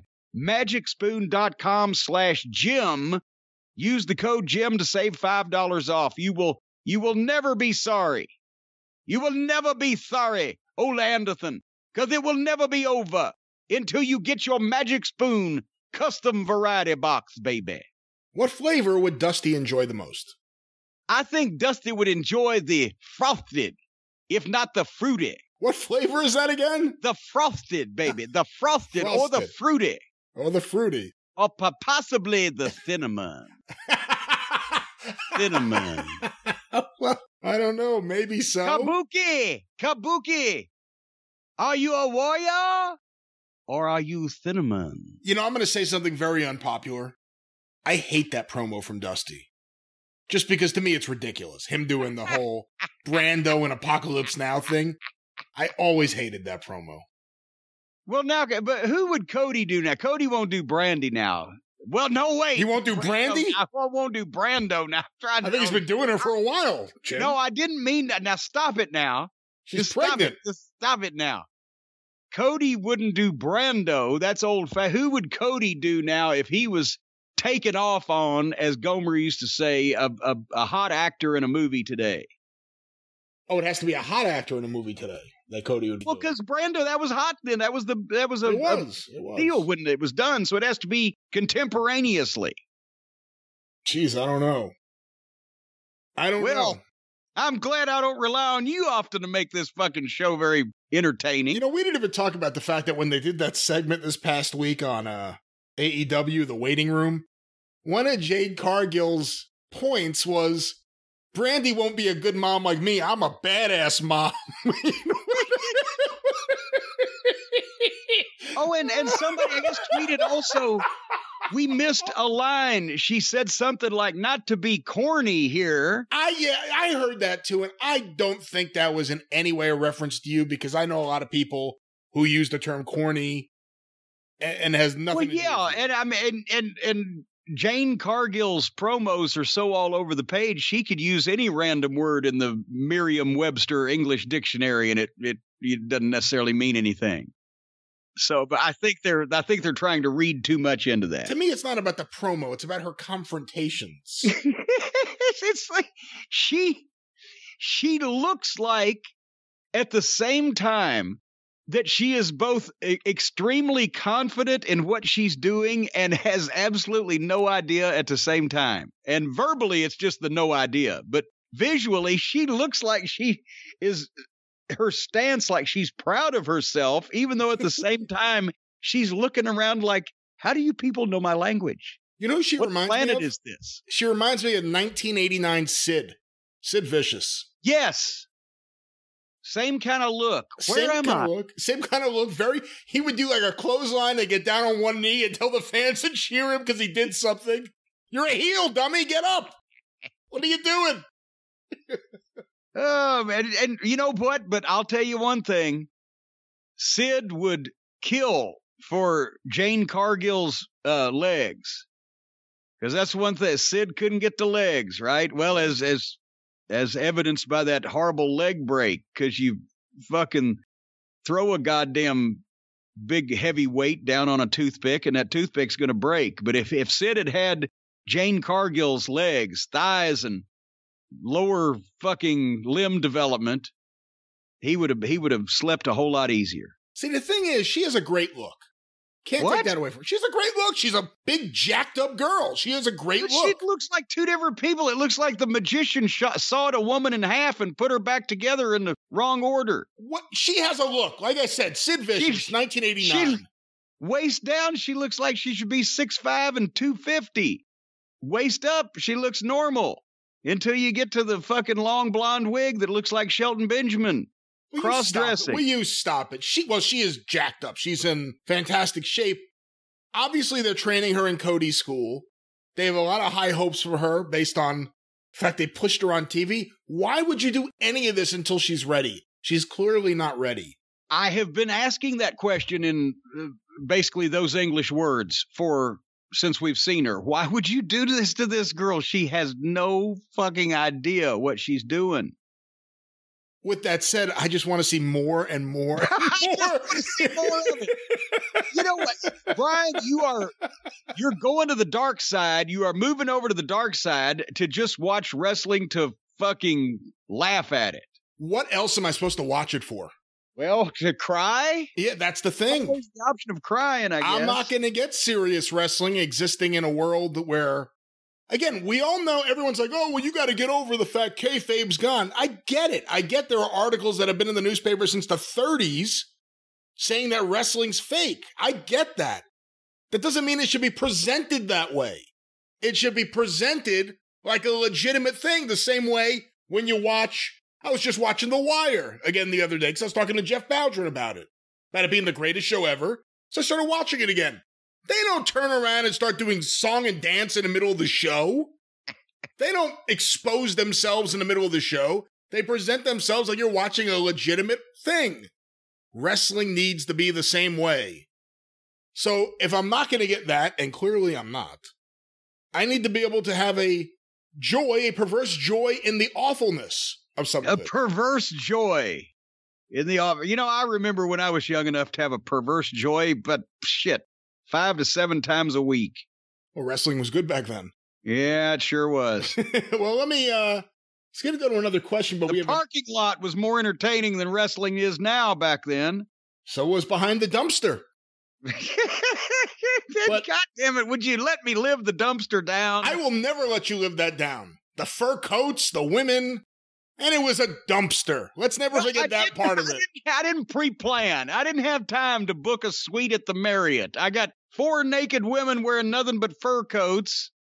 The dumpster was the best I could come up with. I thought it was 5. It's now 4? Well, there was only 4 fur coats. There was a 5th woman without a fur coat? Goddamn, everybody can't have a fucking fur coat. This is South Carolina. Okay. They weren't Dusty's fur coat. They were... No, they weren't the muskrat. They were they were at least fox, I believe. How long did Dusty and Magnum wear those coats everywhere? Oh, my God. Okay, if anybody doesn't know what we're talking about, there are pictures, because they wore them on the Saturday night TBS show at least once. It was I'm going to say late winter of 1986.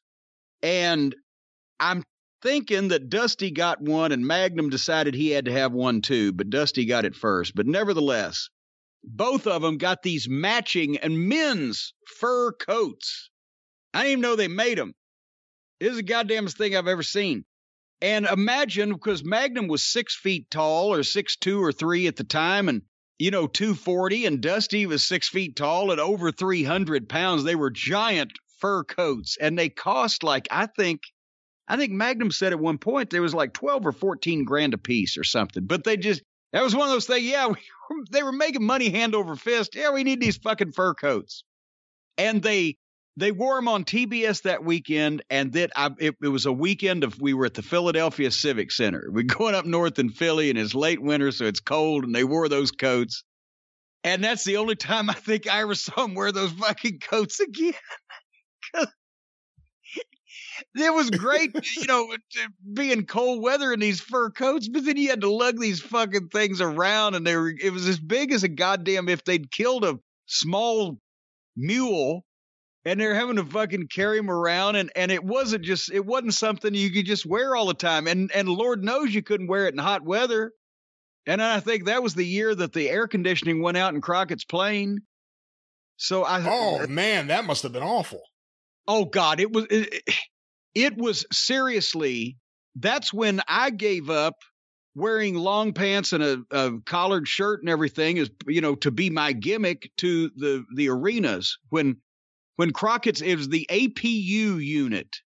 Some of our folks in the service and airline industry that listen might understand what that is, but in Crockett's private plane, the Gulfstream, that burn out, and it was going to be such and such money to get it fixed, and they were going to do it and never did. But in the summertime, especially sitting on the runway ready to take off, it would be 110 degrees, and you couldn't open the fucking window, right? So until we got up in the air where it was cool outside, it was fucking a blast furnace in there. So I was wearing shorts and short sleeve shirts, and everybody was just like wearing gym clothes that they could sweat in because it was brutal. But Flair still looked fucking great somehow in his fucking suit and everything. I have no idea. He should have been melted. Where were we? What were we talking about? We were talking about Jade Cargill, but I have an inter-show update. Uh-oh. Several people have sent this to me since we've been recording. Apparently, a war of words has broken out between Ryback and Mark Henry. Uh-oh. Again, the quote that we referenced earlier from Ryback was, "Wrestling is fake, guys, and the championships are props to market entertainers as champions. Nobody has actually ever won or lost a prop, as scripted physical entertainment is incapable of that." Mark Henry went on a show and said, a lot of his peers look at him as difficult. A lot of his peers looked at him as dangerous. And yes, we talk about it on this show all the time. WWE is a show. It's sports entertainment. It's a reflection of sports. We don't use the term fake. The championship is the championship. It's not a prop, and he's wrong. I've been a world champion in 3 sports, and I consider pro wrestling one of those. But it was the politics that got me to the top. It was the fact that I'm a damn good entertainer. It wasn't the politics, is what the quote is. No, he's saying it was the politics that got him to the top. Oh, they got Ryback? No, this is Mark Henry talking. Mark. Okay. It was the fact that I'm a damn good entertainer, because entertainment is the name of the job description. That's why I'm saying, in the context of that, that's misquoted. He's saying it wasn't the politics, it was the fact that I'm a damn good entertainer. Let me just see, because I have a second place here. But it was the politics that got me to the top. Where are they getting the transcription? I got 2 different websites that have it here. They got it from the same place. I don't mean to bog this down, but Mark Henry would not make this, especially the guy who the boys fucking maligned his first few years in the business, would not say it's the politics that got him to the top. It's the fact that he was a good, he says entertainer, I'll say wrestler, whatever. Anyway, keep going. Ryback can't take away what I achieved. There's no way that your bitter ass, and I'm talking to you, Ryback. Your name is not Ryback. I don't even know what your real name. Skip? Whatever it is. You are wrong. Every wrestler that sees your face should walk up to you and say, "Hey, you're an asshole." And I hope you know how to fight for real, because you know, and I know, there's a lot of people that would whoop your ass. If I saw you, I would tell you, "Hey man, you're an asshole." And if you want it with me, you can get the first one. Go ahead. Your punches taste like candy. And there's a bunch of guys out there that feel the same way that I do. The way you talk shit on our business, I feed my family with this business. This show, hey, it's a show about wrestling.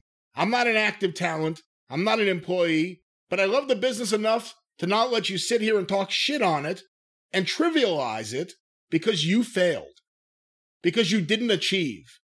That you didn't want to become a champion, so you feel like it's something that's given, it's a prop? You're wrong. What have you ever been a champion in outside of wrestling? Are you a champion in your own home? Do your dogs like you? Do people around you respect you for being more than a wrestler or a musclehead?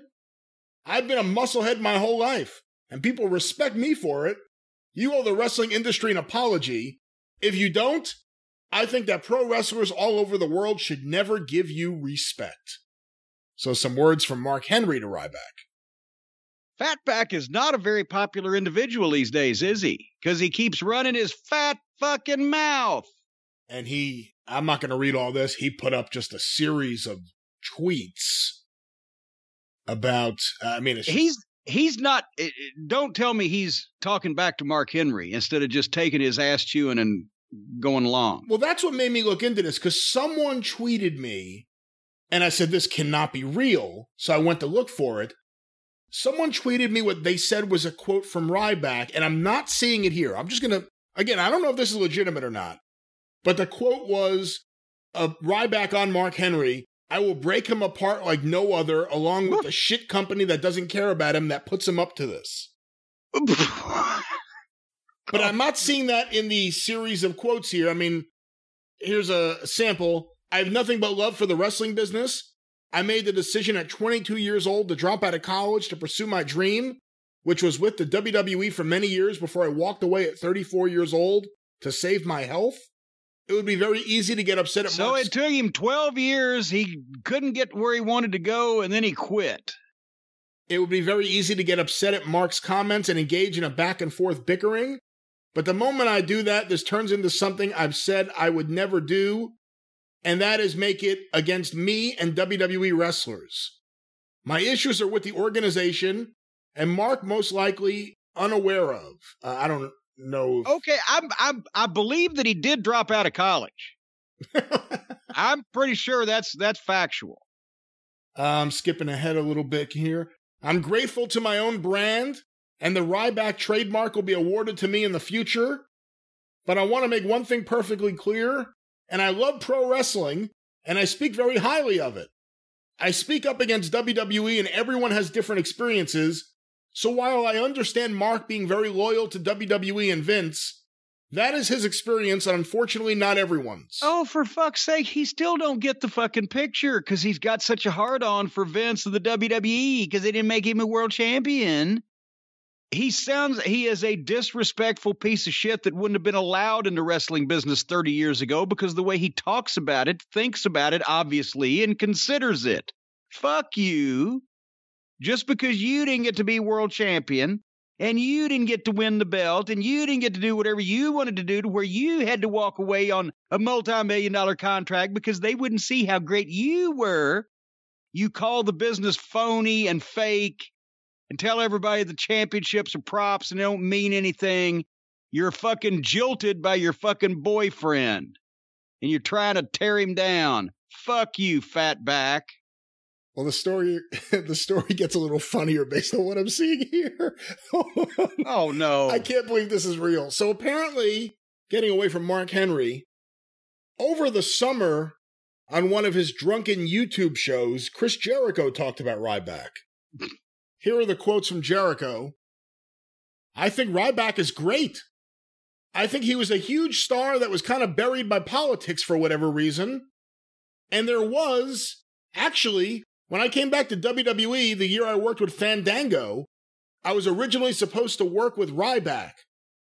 That's what we kind of had worked out at the time, and for whatever reason, Ryback didn't happen. Vince changed his mind, as he's wont to do, like I said, and they changed it to Fandango, but then it gets better. This is the money shot right here. There was a time when Ryback was so popular that I suggested he should be the guy that beats The Undertaker. He's the one. And it didn't go that way, and sometimes there's complaints about his work. I loved working with Ryback. I did a bunch of house shows with him in Calgary, and we had great matches. So really, really a big fan of Ryback, especially at the time, probably 2014, 15, when he was kind of at his peak. So Chris Jericho wanted Ryback to end The Undertaker's streak. Oh, my God. That would have worked out for him even better than Brock Lesnar ending it. Good Lord. I'm surprised Jericho didn't pitch my little dog Pockets. Should break the streak. He didn't know him yet. If he had known him. Thank God. Yeah, if he had known him, who knows? Talk about a fortunate thing for the rest of civilization. Well, we could chalk that up as another one of those great Jericho ideas. Have Ryback end the streak of The Undertaker. Can you imagine how big that fucking egotistical maniac's head would have been if he had beat The Undertaker? He'd expect fucking Hogan's contract. Not even the one Hogan has now, but the one he had back then. Well, speaking of Hogan, let me ask this next question about one of his most famous opponents. This was sent to CornyDriveThru@gmail.com from Christopher Albright in Altus, Oklahoma. Hello to the Batman and Robin of the podcasting world. My question to Jim is, what is Jim's... Does that mean you're Dick? On this show, I may be Batman. Hey, that means I'm Dick. Well, here's a question for you, Dick. My question to Jim... Try to have Dick answer it. My question to Jim is, what is Jim's opinion of Mr. Wonderful Paul Orndorff? When was the first time Jim saw Paul? When did he first meet him? Any good stories or matches Jim could share would be great. Lord. I first met Paul Orndorff the same night that I first saw him, in the summer of 1977 at the Louisville Gardens. And first of all, Paul Orndorff is one of my all-time favorite talents to work with, have work for, watch whatever. But at the time he was training in Florida with Eddie Graham, not training, but he had broken into business, and Jerry Jarrett needed a young babyface. He was looking for a young babyface to work with Lawler, and Eddie Graham had suggested this young man named Paul Orndorff, and they sent this videotape up of Orndorff working out in Florida. You remember those kind of the workout training videos they used to do on Florida TV, where they'd have the guys in the ring, they'd be doing not just jumping jacks, but like really extreme calisthenics, like they've got they're doing back bridges with their legs intertwined with each other, and they're doing sit-ups and fucking people on their backs, push-ups and all kinds of shit. So there's Orndorff working out with Bob Backlund, who was, at the time that they shot this, I think that was shot in 76 or so, was training down there also. He had just broke in not long before. And Orndorff looked like $1 million. He had a fucking ripped physique, and what an athlete and a good-looking guy. He was only like 20-something years old then. So they bring him in, and his first weekend, or it was the first week or two, whatever, he gets a Southern title match with Lawler, and Lawler has a great match with him because Lawler was a, classic ring general, but Orndorff could do all the shit athletically. Lawler could call it, and Lawler did a big vertical suplex, and then Orndorff would do it back on him, whatever the fuck. But finally, I remember the finish because they had the whole match straight that Orndorff out-wrestled fucking Lawler, and Lawler obviously was a heel at that point in time, so he would cheated and got the heat on him, and then Orndorff makes a comeback, but Lawler does something where he's got him back in the ropes, and I think Lawler spit on him or whatever, and Orndorff, the first time he'd thrown a punch, throws a fucking right hook, boom, and knocks Lawler out. Boom, covers him, 1, 2, 3, wins the belt. And that was to get Orndorff over as a major force real quick. And the people loved him. They took to him instantly because of the way he looked, and he was exciting, and he had that fire. And remember, by the following year, he and Jimmy Snuka in the Carolinas were one of the best tag teams in the business, world tag team champions for Crockett. And I mean, he was good early and then got better. You could still see he was green at that point. But I took a picture that night when he comes out, and I think he had to get a ride with some of the guys. He didn't even have a car there in the territory at the time, and they were going back to Nashville, and that's when Christine Jarrett's mother used to ride up with her on Wednesdays to help at the souvenir stand. This is before my mom even started helping out. And Mama Wright, as they call her, she was 75 years old at that point if she was a day. And I took a picture of, they were kidding him as he came out. They were like, show Mama Wright how you knocked Lawler out. And I took a picture of him throwing a left, not throwing it, but sticking his arm out, throwing a left fucking jab at Mama Wright, who's standing there smiling, this old woman wearing a fucking sweater. But anyway, from that point on, like I said, he did huge business and great work in Mid-South wrestling. Watts loved him because he was a real athlete, a tough guy, a stand-up guy. He was big in Crockett. He was big in Mid-South. He did big business or had a top spot in Florida again at that point. And then, he was one of the first ones also that Vince picked in 84, right? Or was it 85 by the time he got there? No, actually, he came in before the big Russia guys. He was there in late 83. That's right. He was one of the first ones. Yeah, from Georgia that Vince picked. So he was really from very early on, he was a main event guy, but Paul is tough as fuck. Well, everybody's told the story about him and Vader. And Killer Kyle told it to me because Mark Kyle, he was there that night doing jobs at Center Stage. And basically the fucking deal was that Leon sometimes could get grumpy or, hard to deal with or whatever when he was in a mood. Orndorff was one of the producers and agents at the time, and he's yelling at Leon. Yeah, well, there he is calling me now to tell his side of the story.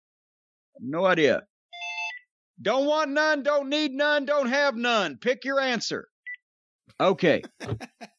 So anyway, so Orndorff is yelling, Vader, promos, right? He's got to go over and do promos. And Vader's taking his time because he's doing something that is more important at that point in time. And they came from two different generations also. Leon got into business, when Paul was already up on that top run up there in the WWF, so they never crossed paths. And then Paul had the problem with his shoulder and the nerve damage, and he had to retire for a couple years. And then he'd worked Smoky Mountain. Leon was in Japan, and then they both end up in Atlanta in 1994, whatever it was. So, or 5. But anyway, Paul Orndorff is not used to being disrespected, but neither is Leon, Vader. So anyway, a couple of times, Paul Orndorff has to call this guy to do promos. And finally, I believe the phrase was, Vader, get your fat fucking ass in there and do the promos. And then I fully believe that Vader did not realize what he was doing or who he was confronting when he made an issue out of it. But naturally, the fuck yous started.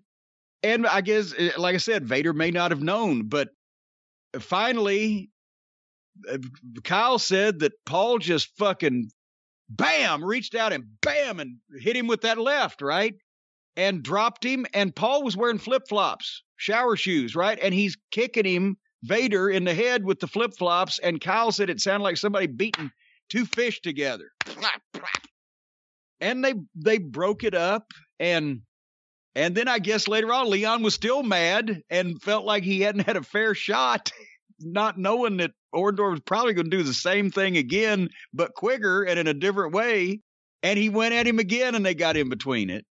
But that's when they ended up letting Vader go. And, well, yeah, that was 95 because then by 96, he ends up working for Vince. But Orndorff was a badass. Do not fuck with him. But what a guy. I always enjoyed being around Paul. He's been on the show. Well, it's on the Patreon because it was so many years ago. Isn't it up now? But he's been on the show before. But one of the things I really appreciate about Orndorff, whenever you watch any footage of him, the intensity and everything, like the lockups, was a struggle. He made it look so good. And, recently we were reviewing an episode from 1990 of John Arezzi's Pro Wrestling Spotlight, and Mick Foley had a great point.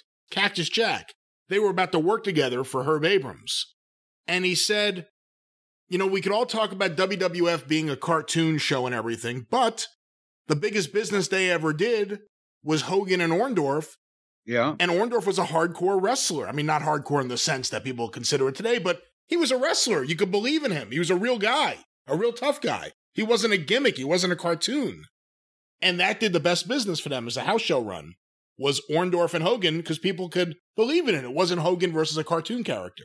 Yeah, 60-something thousand people in Toronto at that stadium show they did. And that's why Paul delayed for so long having surgery on the neck and nerve issue that he had, because he was making more money than he'd ever made in his life, or that almost anybody was making in the wrestling business at that time. So that hurt him later on. And then when he was gone for a couple of years and he had rehabbed that some, that's the way he started working for me in Smoky Mountain.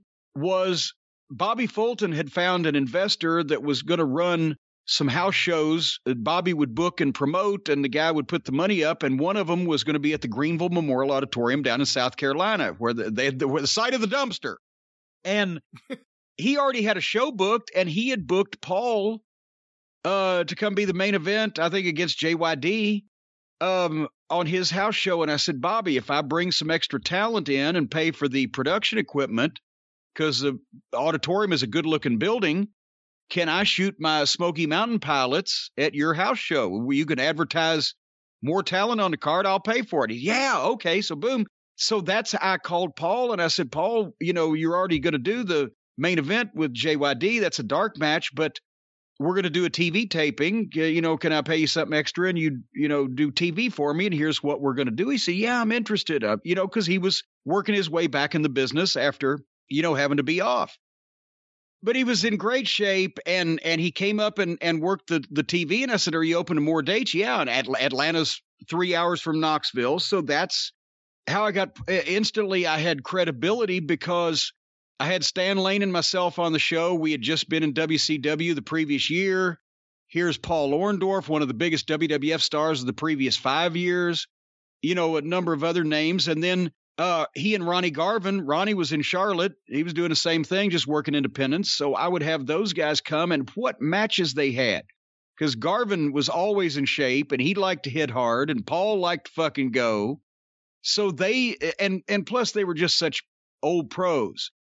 So it really upped the level of work on the program and the star power and everything else. But that's when I started working with Watts. And he was the reason why that Paul was back in WCW, because he had loved Paul in Mid-South, all those years before. And as we started working together, he said, well, I see Paul's working for you. How's he doing? What kind of shape's he in? I said, he's great. He's having great matches. He's in great shape.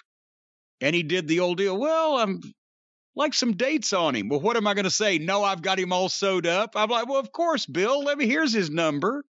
And he brought him down to WCW, and they signed him. That's when a year or two later he had transitioned to agenting, because it's still the problem, I guess, with his arm and the nerve or whatever was never fixed, so it was going to be a thing. And was it in his neck? I'm trying to remember as I vamp. I believe it stemmed from his neck. I believe stemmed from the neck. So the point is, I will say this: if you go back and watch footage, the arm starting to atrophy started well before people commonly say it did. If you go back and you see footage, it started much earlier. So that neck injury went way back. But at any rate, that's why they transitioned him into agenting down there over the next few years. Love Paul Orndorff. And I'll tell you, he was in WCW in 1990. He was another one of those guys who they didn't have a long-term contract for. They put him on TV. He was a baby face in the Dudes with Attitudes. Yes. Another thing that would have been better than the Black Scorpion, Paul Orndorff turning on Sting. Oh, my God. And it kind of seemed like they were setting it up, because when Sting was celebrating at the Bash, Orndorff turned around and walked away. But they didn't do that, and instead we got the Black Scorpion. He probably was just bored. All right, well, here's what may be our last question, and then we'll play some cameos. This was sent to CornyDriveThru@gmail.com from David Griffin in Limerick, Ireland. Becky Lynch's birthplace, it says here. Tatanka. Wait a minute. You mean she's there once was a girl from Nantucket? No, not that Limerick. Oh. Sorry. Tatanka debuted in late 1991, and from the go was on a huge push. He was billed as undefeated, and while beating really no one high profile in that run, bar maybe the likes of Rick Martel and the Berserker, if there was a drinking game for every time McMahon would say undefeated during a Tatanka match on Raw or Superstars, you would have needed a new liver. Yes. He finally got an even bigger push in early 1993, where he beat Shawn Michaels clean on Superstars and again on Raw in a 6-man tag, creating the title shot for the Intercontinental Belt at WrestleMania 9. He won the match by countout, and it was arguably the best match on the card, but after that, he seemed to get buried. He feuded with Bam Bam Bigelow over the summer, but then was finally defeated by a one-finger pin by Ludwig Borga before the Survivor Series in 93. He was bumped off the card. God, I think I was involved in that too. Wasn't it the Foreign Menaces or something? I was cutting promos for Ludwig Borga, Crush. I guess he was from Hawaii, but he had aligned himself with Mr. Fuji. Yeah, it was just Tatanka was bumped off the card at WrestleMania 10, where he was supposed to be in a 10-man tag match that never happened. He turned heel and lost a lot of matches to Luger, and finally lost a tag team title match to Bob Holly and the 1-2-3 Kid at Royal Rumble 1995. From then on, he was a straight-up jobber until he left. What happened, in your opinion, to Tatanka? I don't have any idea of the nuts and bolts of his big push at the beginning and decline that was just delineated there, because I wasn't in creative or even working there full time at that point. That was the Smoky Mountain years when I was just in and out of TV. However, what I heard was at the end of that particular run was that, and I can't even remember who told me this now, but it was somebody in the WWF office, that Tatanka had an episode on a plane where, you know how a lot of people talk to God when they're troubled and they're alone or they're lost in their own thoughts. But the problem was that God was speaking back to Tatanka and he was hearing him. and then he went, and then he was gone. And that's basically what I know about that. But it's why the big push early. I mean, I'm not knocking. Chris Chavis is who Tatanka was a heck of an athlete, had a good physique. Don't know if I'd put him in any halls of fame, but he certainly is by no means just a job guy type of talent. But I think the big push probably, think about it, Vince not only loves characters, and I mean that in the worst sense of the word, give somebody a character, but Vince loves certain kinds of characters, and Vince loves to repeat characters. We've talked about his fondness for hillbillies. The Scufflin' Hillbillies, when he was a kid, somehow led to the Godwins. The superstar Billy Graham, he polished that up as Hulk Hogan. But some of it, I'm sure, came from the Graham brothers and Buddy Rogers. With Tatanka, he was trying to remake Chief Jay Strongbow. Because think about Jay Strongbow, even when he was over in the early 70s as the number 2 babyface, much less in the late 70s when they gave him a gimmick brother and made... oh, goddamn. What was his Jewel Strongbow, not the Los Angeles matchmaker, but the wrestler? What was his fucking real name everywhere else? You talking about Jay Strongbow's fake brother, Frank Hill? Frank Hill, that's right. Jay Strongbow was rotten in the ring. Jay Strongbow's matches were abysmal. Jay Strongbow, the war dance thing and the blah, blah, blah. But because he was the number 2 babyface and pushed as such, and in a time where, underneath Bruno, everything was magic, and just longevity, he was there on that television for fucking almost 15 years. Vince loves Indians. And, Vince tried cowboys with the smoking guns, for heaven's sake. But Vince will repeat some flavors of gimmicks. They'll be updated or the names will be changed or whatever, but it'll be basically the same thing. And if he finds a guy that he wants to put in that spot, he will push them regardless of the pros or cons of their performing ability. Does that make sense, that answer? I guess so. And I guess that sums it up. There you go. Tatanka. Speaking of Tatanka, Jim, it is now time to play some cameos here on the show, and you may remember we played one from Tatanka in his backyard a few weeks back. Yes, we did. But now I've just got to say one thing now. I'm afraid that some of these people are going to think that we're trying to take the piss out of their Cameo business here, and they may want to exercise their legal rights to take us to court and get judgment upon same. So I want to say this clearly at the beginning, that we are in no way endorsing a boycott of these people's cameos. Indeed, we're trying to present them in a positive light so that you will buy more of them if you are so inclined. And those words were provided to me by the one, the only, the consigliere of the cult of Cornette. Call Stephen P. News.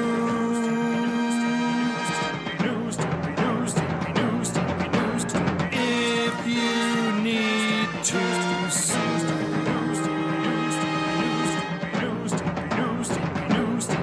An outlaw mud show or two. Still to the rest. Yes, folks, Stephen P. New will do more than a cameo in your courtroom case. He will be the star of the show. He'll be Jack Nicholson. Imagine Stephen P. New sitting there on that stand going, "You can't handle the truth." And then Stephen P. New is the attorney cross-examining him. Stephen could play both parts because Stephen, much like Warhorse rules ass, Stephen P. New rules the courtroom. At 888-692-8084, newlawoffice.com, folks. Whether you're suing over bad cameos, whether you're suing over my bad Jack Nicholson impression, or whether you really have a legitimate complaint against a big corporation, like the cancer-causing agents that were left in Minden, West Virginia by greedy corporations that made people sick, like the senior and elderly abuse that's going on at rest homes, like the various other cancer-causing issues by talcum powder and Roundup, and all the other instances where Stephen P. New and New Law Office dedicate themselves to helping the downtrodden, the oppressed, and the little guy, and the wrestling fan, because I can think of nobody more downtrodden and oppressed than wrestling fans these days. Stephen P. New is the man for you. Get even with Stephen. 1-888. You don't even need the one. 888-692-8084. I remember those commercials, okay? They always had a 1 in front of it. They don't do that anymore. Stephen has streamlined his telephone number so people can call. But he's on your side, the side of right, the side of justice, the side of fairness, a side of bacon. He's on all those sides. Stephen P. New. All right, well, let's get some cameos here. We can hear what you think, of course. This has been something Jim has been thinking about doing, some cameos. I mentioned earlier in the program that's Hotchkiss has it in his hands now, and it's going to be a thing we're developing over the next, say, 6 weeks or so. And we're looking at what some of the other professional wrestling personalities have been producing on Cameo, as well as their price points. Jim, how much do you think Kip Sabian charges? Oh, good Lord. Whatever it is, it's too much. I mentioned Ian Riccaboni is the biggest deal on Cameo. He only charges $10 and they take a cut. I don't even know how he's making any money, and he's raising money. All the cameos he does through, I believe, April will be going to a local LGBTQ charity up in Pennsylvania, where old Ian is from. So, but he's a big deal, or a great deal there. Old Pip Sabian. What do they charge for lunch in elementary school these days? He's got to be covering his lunch money. 65 cents. $70. No! Boy, school lunches have really gone through the roof. Or $10 to chat with him. But here is Kip Sabian.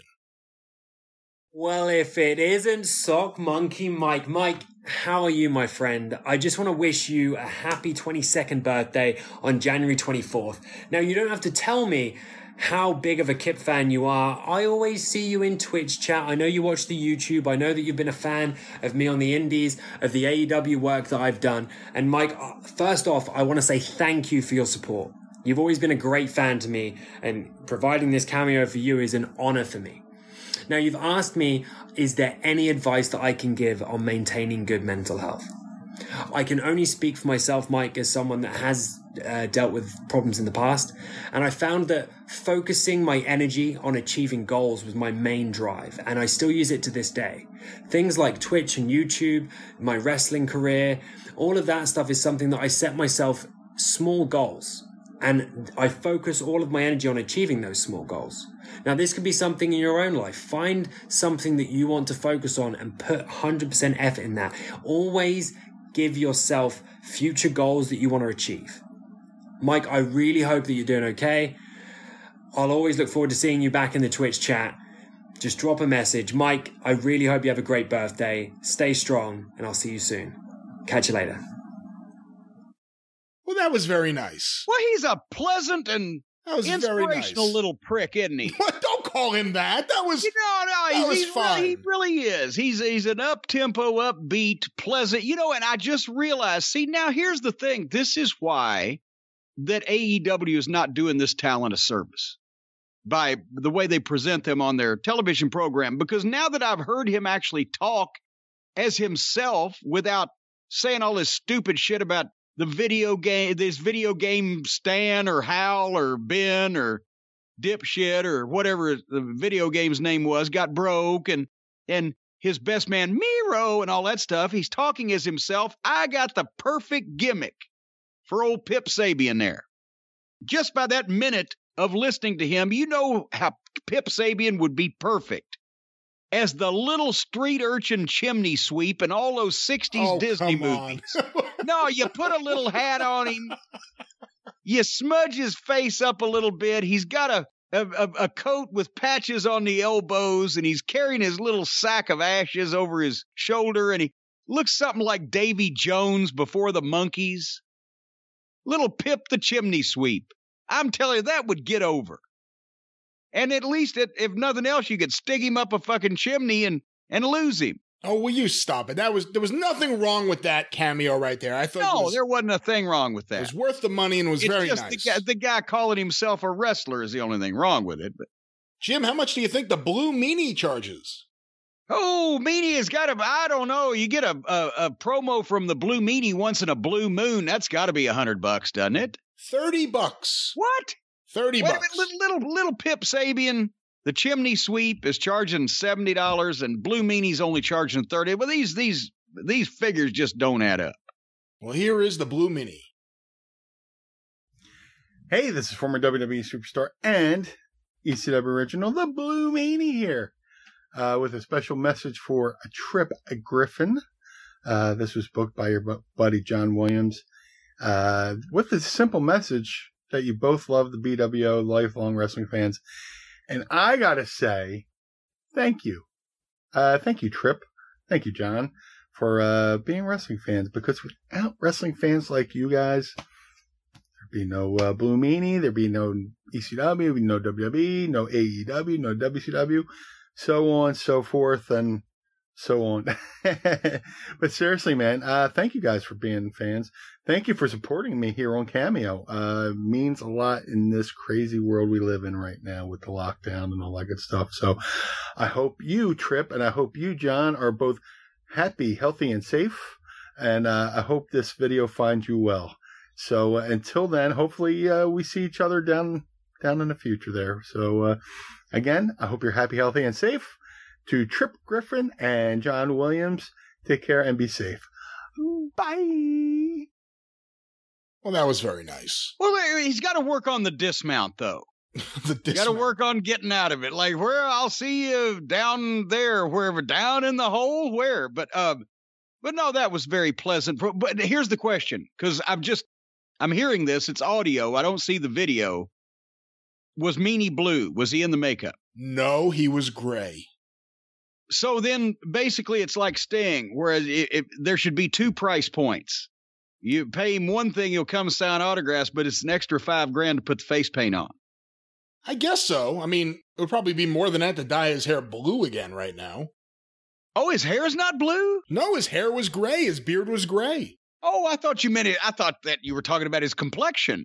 being gray. I was asked, no. was he wearing the makeup? That would indicate blue skin. You said no gray. I thought, well, maybe he's been inside on the lockdown. It has an ashen tone to him, but you would think he'd keep his hair blue just in case. Well, those both have been very nice. Let's see if this continues. How much do you think Jerry Briscoe charges? Oh, it can't be enough, however much it is. But let's say $150. $111. $111? $111. Here is... Dennis Condrey got a $13 payoff from World Class one time for working twice. The $60 minimum plus $13, so it was $73. He worked on a spot show twice. Why are you saying that here? Because $111 strikes me as just about as odd as 73. Maybe it's his lucky number. Well, let's hear what Jerry Briscoe has to say for $111. Carl, I'm told that you're a wrestling historian. Well, I bet you what happened to me in 1956, May 25th, matter of fact. One of the most devastating things happened to me in my life. Blackwell, Oklahoma was hit by 2 F5 tornadoes within a period of 20 minutes. We had just dismissed from school a few hours earlier. My school was destroyed, Parkside Elementary, and we had to go to my grandfather's house, sit in a cellar. You don't know what probably a cellar is unless you're from out in the Midwest. It's a hole in the ground with a door on it, and you go down there for protection from natural storms and stuff like tornadoes. But anyway, 1956, I also, before that tornado come, I was county champion in the 100-meter high jump. I won 4 blue ribbons. You could only enter 4 events, and I entered 4 events, and I won every damn event. So you're a historian. I bet you didn't know that. Did you even know I was from Blackwell, Oklahoma? And how long did I live in Blackwell, Oklahoma? You don't know that. And where did I move to Blackwell, Oklahoma from? A lot of people think Oklahoma, but no, it was California. So I challenge you, Carl, to get off your hindside and quit bragging about how well you know somebody and do a little research in the beginnings of their life. That's what people want to hear. Where did I come from? What did I do when I was small? How did I get in wrestling? Now, people know all that stuff there, but get deep. Got to dig. If you're going to be a historian, you got to dig deep. Now, do I make myself clear? If not, I'm going to have to go get a cup of coffee for Mr. McMahon. And I tell him that you're kind of slacking in your historian ways. So I hope you have a great holiday, however you celebrate it. Remember to be kind to everybody. Remember to protect everybody. And remember to wear your mask. Thank you. Happy holidays.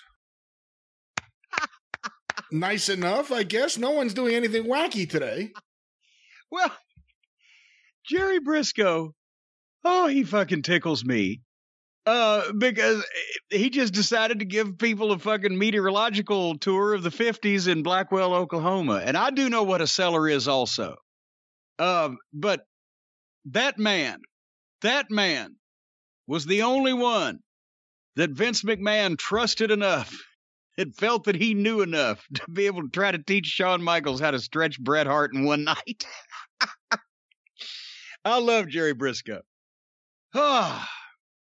But nobody's being wacky. No one. Jim, how much do you think Ryback charges? Oh, good Lord. Is he on there? He is on there. How much is he paying people to take him?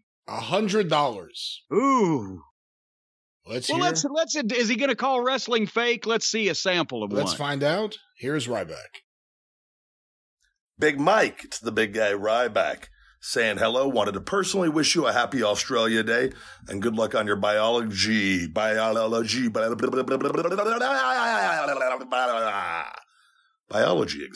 my friend. Hope all is going well. This is from your friend Anthony Khan. I don't know if he's related to Tony Khan, but if he is, tell him the big guy said hello. Hopefully be seeing you soon next year. Oh, my God. Other than that, man, just wanted to say hello. I hope you're having a great day. I've been to Australia several times, and it's one of my favorite places, actually. Wollongong is, met a beautiful woman in Wollongong. Man, I'm actually getting a little sad thinking about it, 'cause she was Oh, she was something else. I tell you, that whole week there was phenomenal, and she played a big part in it. And Big Mike, I almost called you Anthony. Man, I think she has a boyfriend now. I'm positive she does because she always posts pictures. I check regularly. And, God, I wish I could meet a girl like that here in the States. Anyways, this isn't about me and Big Mike. He does a lot of self-reflection. You having a happy Australia day. And there's no doubt in my mind with the women in Australia that you're not having the best day ever. So with that, my friend, happy thoughts. Keep a positive mindset. Keep working hard. And ace that biology exam, my friend. Keep working towards your dreams and goals and being great each and every day. And I love it. Never forget those 3 magic words. Feed me more. Well, there it is, Ryback. Wow. Okay, for one thing, the guy that was going to own Paul Heyman on the microphone cannot pronounce biology. Secondly, he seems to do a lot of self-reflection on ways that the world has treated him badly. The WWE didn't work out. He had to walk away from that. He still wistfully remembers the girl that I'm sure he met in an elevator when she caught him sideways looking at her and said, "Leave me alone, you bald-headed freak." And he can remember all those things to be bitter about them years later, but he can't remember the name of the guy that just paid him $100 to give him a little video greeting there. And he thinks Tony Khan is going to hire him. Oh, and I forgot, in the middle of all that, he just on the random chance that Anthony Khan buying a cameo for his friend might indeed be the Tony Khan, he stopped to beg for a job. Here's an interesting one. This, I think, could be good without hearing it. How much do you think Father... You know what? But most things that can be said for. Most things could be good before you hear them. I think it works with this one. All right. What do you think Father James Mitchell charges? Oh, good Lord. And I liked him best as Daryl Van Horn, for the record. Well, yeah, I'm wondering, is this a full seduction into evil and the dark side, or just a greeting? Because I'm sure it would charge more to completely take you in and render you a soulless zombie at his will. But $75. $30. Oh, that's a bargain at twice the price. It should be. Let's hear if it is indeed a bargain. This is the sinister minister, Father James Mitchell, reaching out once again to Kyle McVicker. Kyle, as if you weren't enough of a glutton for punishment last time, you asked for another shout out? Well, here we go. I've got some advice for you. I've got a musical selection for you. And the band's name is the Yellow River Boys. And the album is Urinal Street Station. You can find this on YouTube. And just like you combined your love of the medical field with your fetish for piss, so did the Yellow River Boys. You can look them up. They have such great tunes as Hot Piss, Honky Tonk Piss Club, Slurp It Up, Piss Me Off, Truck Stop Piss Club, Hot Piss Blues, Someone to Piss on Me, Piss Pig Freak, and Hot Piss Drinker. Enjoy it, you sick fuck. All right. Now that you mean to tell me that can't be $60? Oh, Mitchell, crank your charges up. That's the Yellow River Boys. I think my favorite song title was Slurp It Up.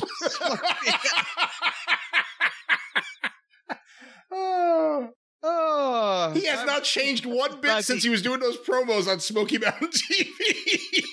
It's 30 years later, it's the exact same stuff. Somebody out there has the tape. He told the people of Hazard, Kentucky, I believe it was around Thanksgiving Thunder time. He said, after you've finished felching the family dog around the turkey or something or other or whatever, and when he came off, I said, what does that mean, felching the family dog? And he told me, and I was like, oh, that's the greatest thing I've ever heard. Nobody up there will, if I didn't know, nobody would know, and that's why I played it. The Yellow River Boys, you know their soloist, IP Freely? He had a wonderful voice. Jim, how much does Luchasaurus charge? Oh, good God. Not as much as I'd pay him not to do one for me. His description is, I'm half dinosaur and have a master's degree in medieval history. And you know what?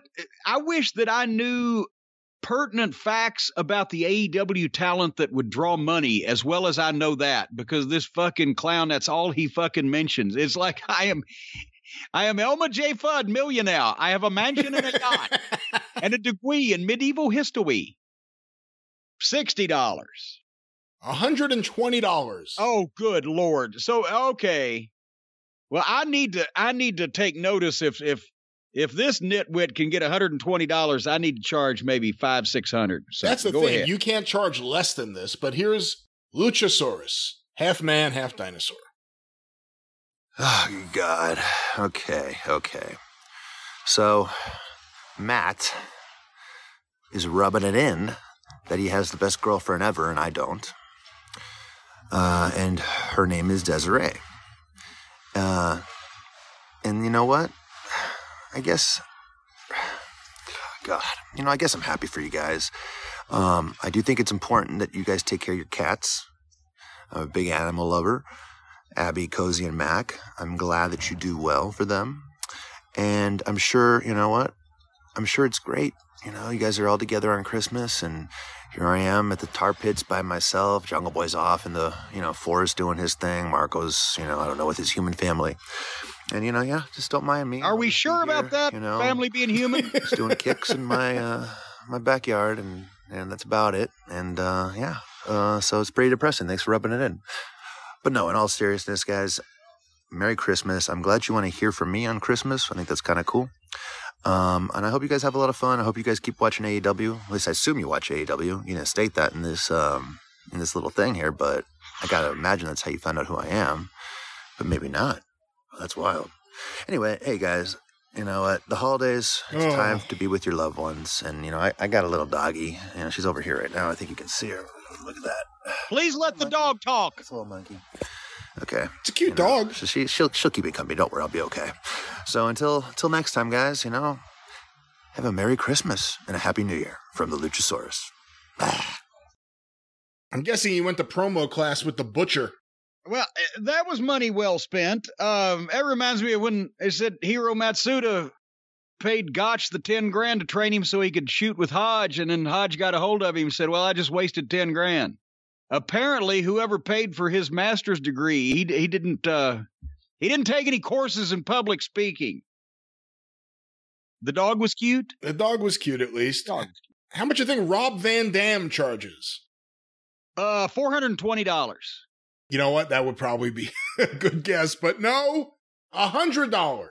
Oh, but now wait a minute. Rob Van Dam is cheaper than Luchasaurus? See, that's the thing. That's nuts.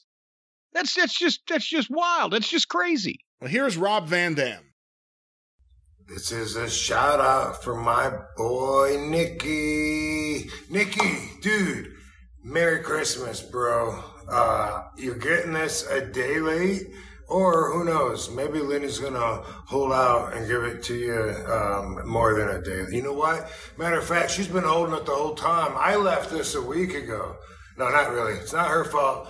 She asked if I could wish you a Merry Christmas, and for some reason I didn't read this message in time, and so now it's the day after, and you know what? Boom, we're still celebrating. Party at least all week. I mean, the whole rest of the nation does. You don't even see anybody till after the first of the year, right? And you say, dude, I haven't seen you all year. Do you do that? I don't know. Anyway, Nikki, Lenny wanted me to wish you a Merry Christmas. She must be really cool, dude. So I'm glad that I got this opportunity to do that. Glad she didn't cancel and say, well, then if he didn't get it on time, I don't want to get it. Because you know what? She cares about you, dude. She still wants you to get best wishes because, you know I do. Because you're the whole effing show. She wanted me to say that. Dude, all my fans are the whole effing show, man.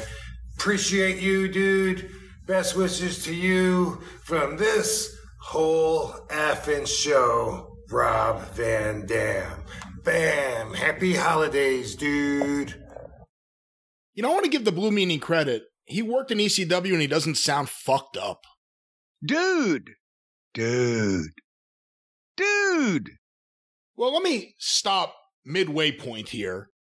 We've heard several today, not as exciting as some of the previous ones, but we've also heard some of these price points.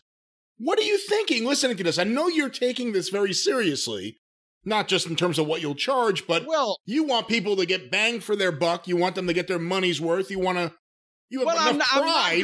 I'm not gonna go 10 minutes a piece like some of these people do, because I have a fear if they're in as much demand as we might think, that would be a little ridiculous. I'm not. It's not like I wouldn't answer questions like, "Tell me the history of wrestling." Oh, well, it was born in a small log cabin or whatever.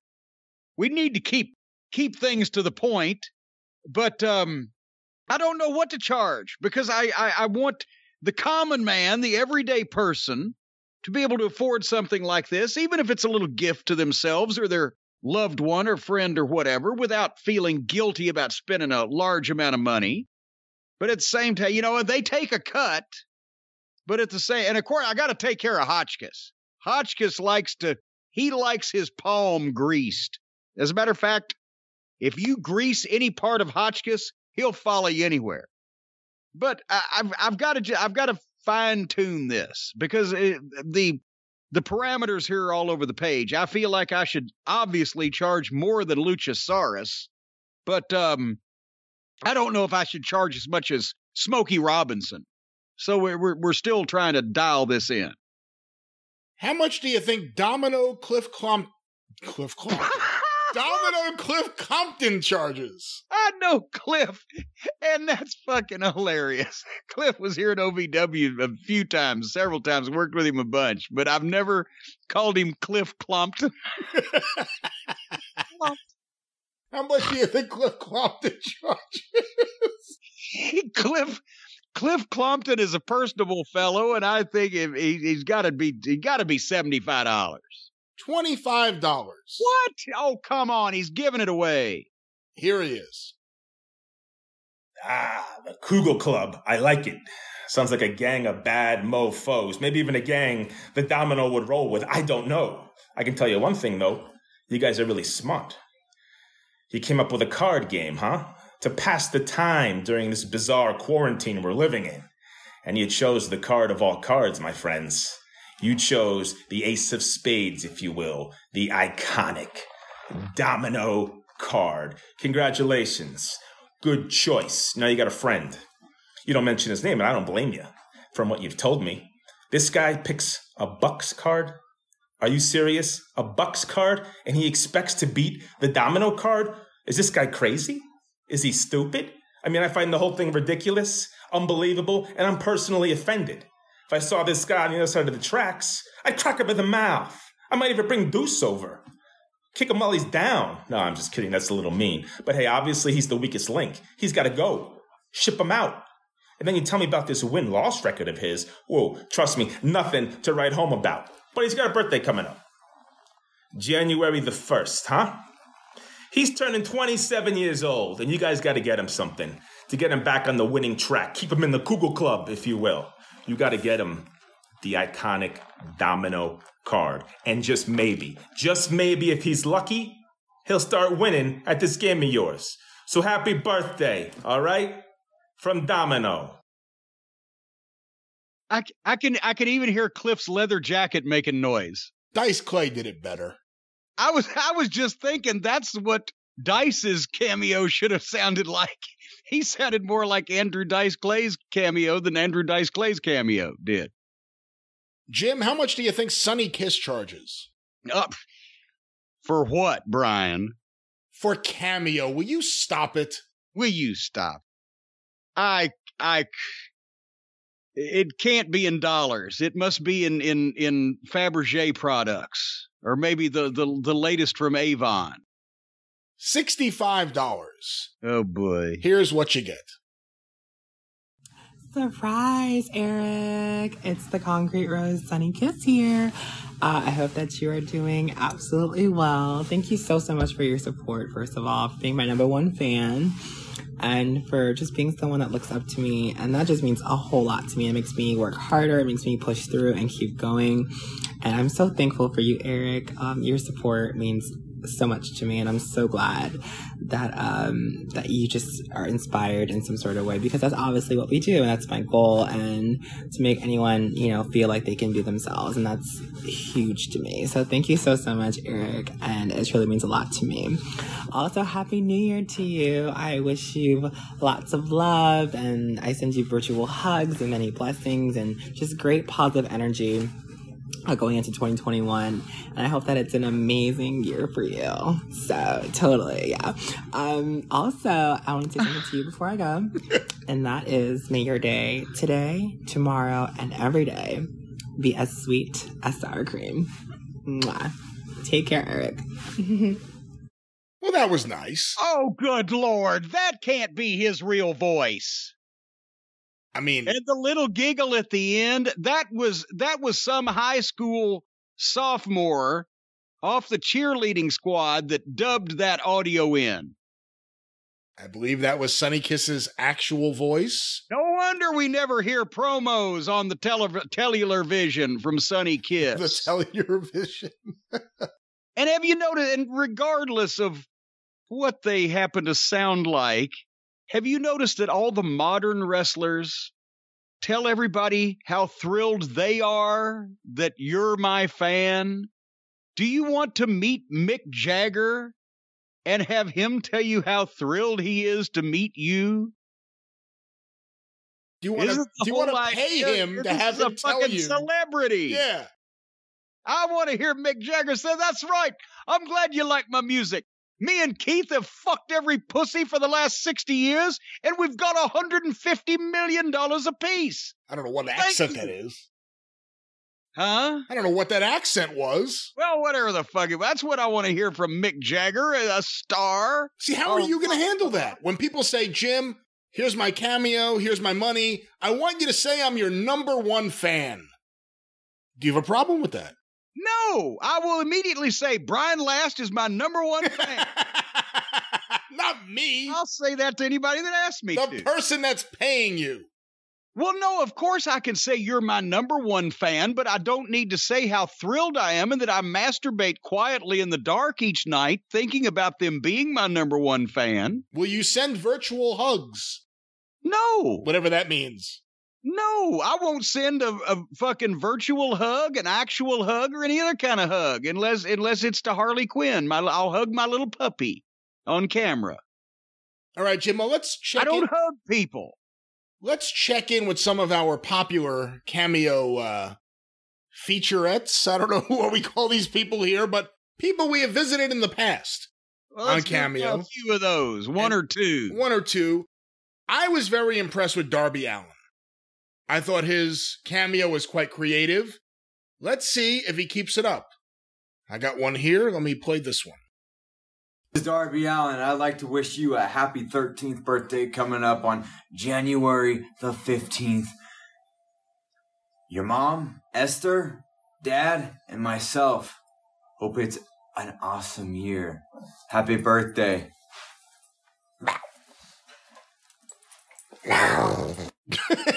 Well, apparently he wasn't as good a mood this week as he was last week when he was doing skits and had co-stars in it. Well, the camera at the end zoomed in on the dog, and then there was a second growl noise made.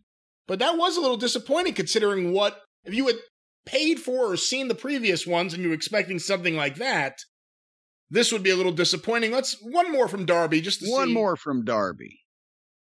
Hey, yo, what up, Matthew? This is Darby Allin, and I want to wish you a happy 6th birthday coming up on January 18th. Hope it's a kick-ass day. And Matthew, maybe one day I will see you in the ring for the TNT Championship. Have a rockin' day, my friend. Bow. Wow, okay. So well, what are you going to say to a 6-year-old? I don't know. Jerry Lawler gave a tour of his house. Well, but you need to also, here's the thing about it, you need information. I have been told that you have up to 250 characters to let the talent know facts about you or the people you're buying the thing for or what you need to talk about and etc. So maybe they're not giving him. And what do you say to a 6-year-old? Hey, I'm glad you didn't shit yourself this morning. That's a big step up there, little jerk off, whatever his name was. That's not nice. But here's the first one mentioned the kid's mother, Esther. There's a name you do not hear of, and Esther only has a kid that's 13 years old. That means Esther is probably under 40. I didn't know any women in the last 40 years had been named Esther. You really pronounce the H in that, don't you? Esther. All right. How else do you pronounce it? Oh, Aunt Esther. The H is silent in Esther. Esther. All right. Well, another popular one has been Diamond Dallas Page. Now, Page is a motivator. Page goes into detail. He gives people their value for their money. Well, on that topic, you can't shut him up. Do you think we could do his promo before it starts? Because it seems like he kind of goes to the same thing every time. Well, he is the founder and originator and innovator of DDPY, which he calls DDPY because it's not just plain fucking yoga. And he is the bada bing man and the. Well, no, he says it's me. That he did. It's DDP, the master of the diamond cutter. What do you say? The king of bada bing, whatever the hell that means. Yes. Well, that means he rules all the bada. Like Warhorse rules ass, DDP rules bada bing. And the founder and CEO of DDP Yoga, now known as DDPY. Why? Why? Because I want people to stop saying just freaking yoga. By the way, just a little business advice. Maybe the yoga portion of DDPY isn't the part that people have a problem with. Maybe you should get rid of the DDP part of it. Now quit it now. And make it something more conducive to attracting new customers. But that's just my 2 cents. Why would you say something like that? The DD and the P is the best part of the Y. I don't know. I gotta admit, it's a good workout. It is a really good workout. But after you watch those DVDs a couple times, you cannot stand Dallas Page any longer. It's really, really tough to deal with Dallas Page anymore. Now, come on now. You're not being fair here. He's energetic and motivated and enthusiastic. He's always pitching something, even when you pay him just to talk to you. It becomes plug-a-mania. Here's the question. We're going to play one here. Will he do the intro exactly like we just said? And also, we had a little bit of a taste of it last time. Will he plug this new documentary? What do you think? I say yes. You say yes to both? I say yes to both. Okay, what do you want? Birthday celebration or pep talk? Well, the pep talk could go on for a while. Let's just see what he does with a birthday. Okay, here we go. Well. Keith! What's up, bro? It's me. It's DDP. That's right, buddy. Diamond Dallas Page, the king of bada bing. The master of the diamond cutter. And here the 3-time world champion, WWE Hall of Famer, and founder and CEO of DDP Yoga. Better known today as DDPY. Why, Keith? I want to tell you why. Because I want people to stop calling it just yoga. DDP Yoga? It's over with me, baby. I love it when they call it DDP Yoga. But when they call it straight yoga, I get a little aggravated. But I'm not here to talk about the greatest fitness app on the planet, bro. I'm here to talk about you. Because it's your birthday. It's your birthday. It's your birthday, brother. And I got to tell you this story that Jonica, for starters, Jonica, pick up your right hand, girl. Give yourself a self high five. Because, girl, you earned it. He's now taking a drink of water. I know you're thinking, Keith, what does he mean? What's happening here? So I never really noticed it before. But for some reason, on one of my cameos, I noticed that there was 30% taken out from Apple, like iTunes or whatever. And I went, wait a minute, I already give Cameo 25%. I go, that's not right. And then I look and I go, wait a minute, it is. And it wasn't every person. It was like probably 3 people out of 30 cameos I had. But I'm like, I'm not giving that money to Apple. You know, the hell with Apple. They don't do anything there. So I contacted the girl that does my account. And why am I hearing this? I said, take me off the Apple account. I don't want to pay them. People can find me a Cameo or they don't. I don't care. I have too many to do anyway. I'm way too busy for all these cameos to be coming in. So I contact Jonica, which, by the way, I love that name. I've never heard that before. And I said, can you do me a favor? I don't mind paying the 25% to Cameo, but Apple's pissing me off. Can you go and cancel it and come back? And she had to do it twice to get it to work. And bottom line is she got it to work. And thank you, Jonica. It's really just a principle thing to me, you know? Oh, yeah, not the money. But I thought you'd appreciate, like, your lady, bro, she's class act from A to Z. And she let me know that you were a big old school wrestling fan. You do DDP yoga, which is super cool. So, and that you're a pastor at the Gardenside Christian Church in Lexington.